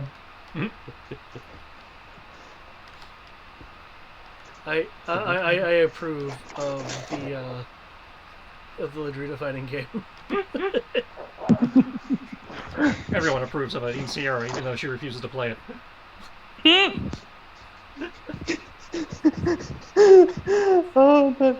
And then I can't believe I pulled that off at the New Year's Eve party. He's like, I've barely played Soul Calibur. What's going on? Despite what people say, depending on the character, it can be a very intuitive game. Yeah. Can't just kept losing clothing. That's it. But yeah, you guys have smoked this batch of skeletons, and given and no one took damage. Sarah took and Gant took damage. Yep. Oh well, nobody took a lot of damage. That'll give you. Yeah. After seeing the fireball, especially, Gant will mention, don't forget, we got a long way to go to get up to that tower. And then, of course, have to deal with the tower. Or whatever's in there. Yep. Conserve what you can. But that will be next session's problem, because it's 11 o'clock, and I know people got places to be. Mm-hmm. Woohoo! You get to minesweep a beach. Go through about like 12 more fights like that. Plus, no. Thankfully, it's not 12 more fights, but. Well, knowing my luck and the way I'm gonna move across this beach, probably gonna get enough into every single fight. No, they thought of that. Thankfully, there's a threshold where you've just encountered so many fights, you just proc everything within a certain radius, and then after you've cleared that out, you're done. I like that. Can we go ahead and move to that point and just fight everything? No. There's a good chance you will do that based on, as Brian said, his luck. In my experience with doing these type of things, either A, I end up skipping everything and piss off the DM, or B, I end up like landing on everything and thus drawing out everything, which Well, also ends up picking thankfully up you the do DM not because have then to they worry owe us a about. whole bunch of. Thankfully, you don't have to worry about pissing me off on this one, just because the odds of you avoiding everything are very unlikely, and if you do avoid everything, if anything, I should applaud you. Okay, I don't feel so bad now. They're like, this should be an easy encounter. I don't feel so bad about getting my ass kicked. Yeah, especially since we have a death cleric with us now. Now, like, yes, I am Grave back. cleric. Grave cleric, thank you. No, she's not a death cleric. I can't wait until I get higher level and can actually do some real damage. You can do some real damage now. You just chose not to take the good stuff. Well, 1d6 plus, I'll say 1d6, I'll say 1d6 plus 5, doesn't seem like it. Well, again, you can do more damage by using your duelist stuff. Oh yeah, but I can only do that but so many times. I'm trying to hold on to those points until, like, we fight something big. And you didn't exactly choose the most optimized warlock cantrips either, because you can do some real warlock damage at your level 2. Oh yeah, like...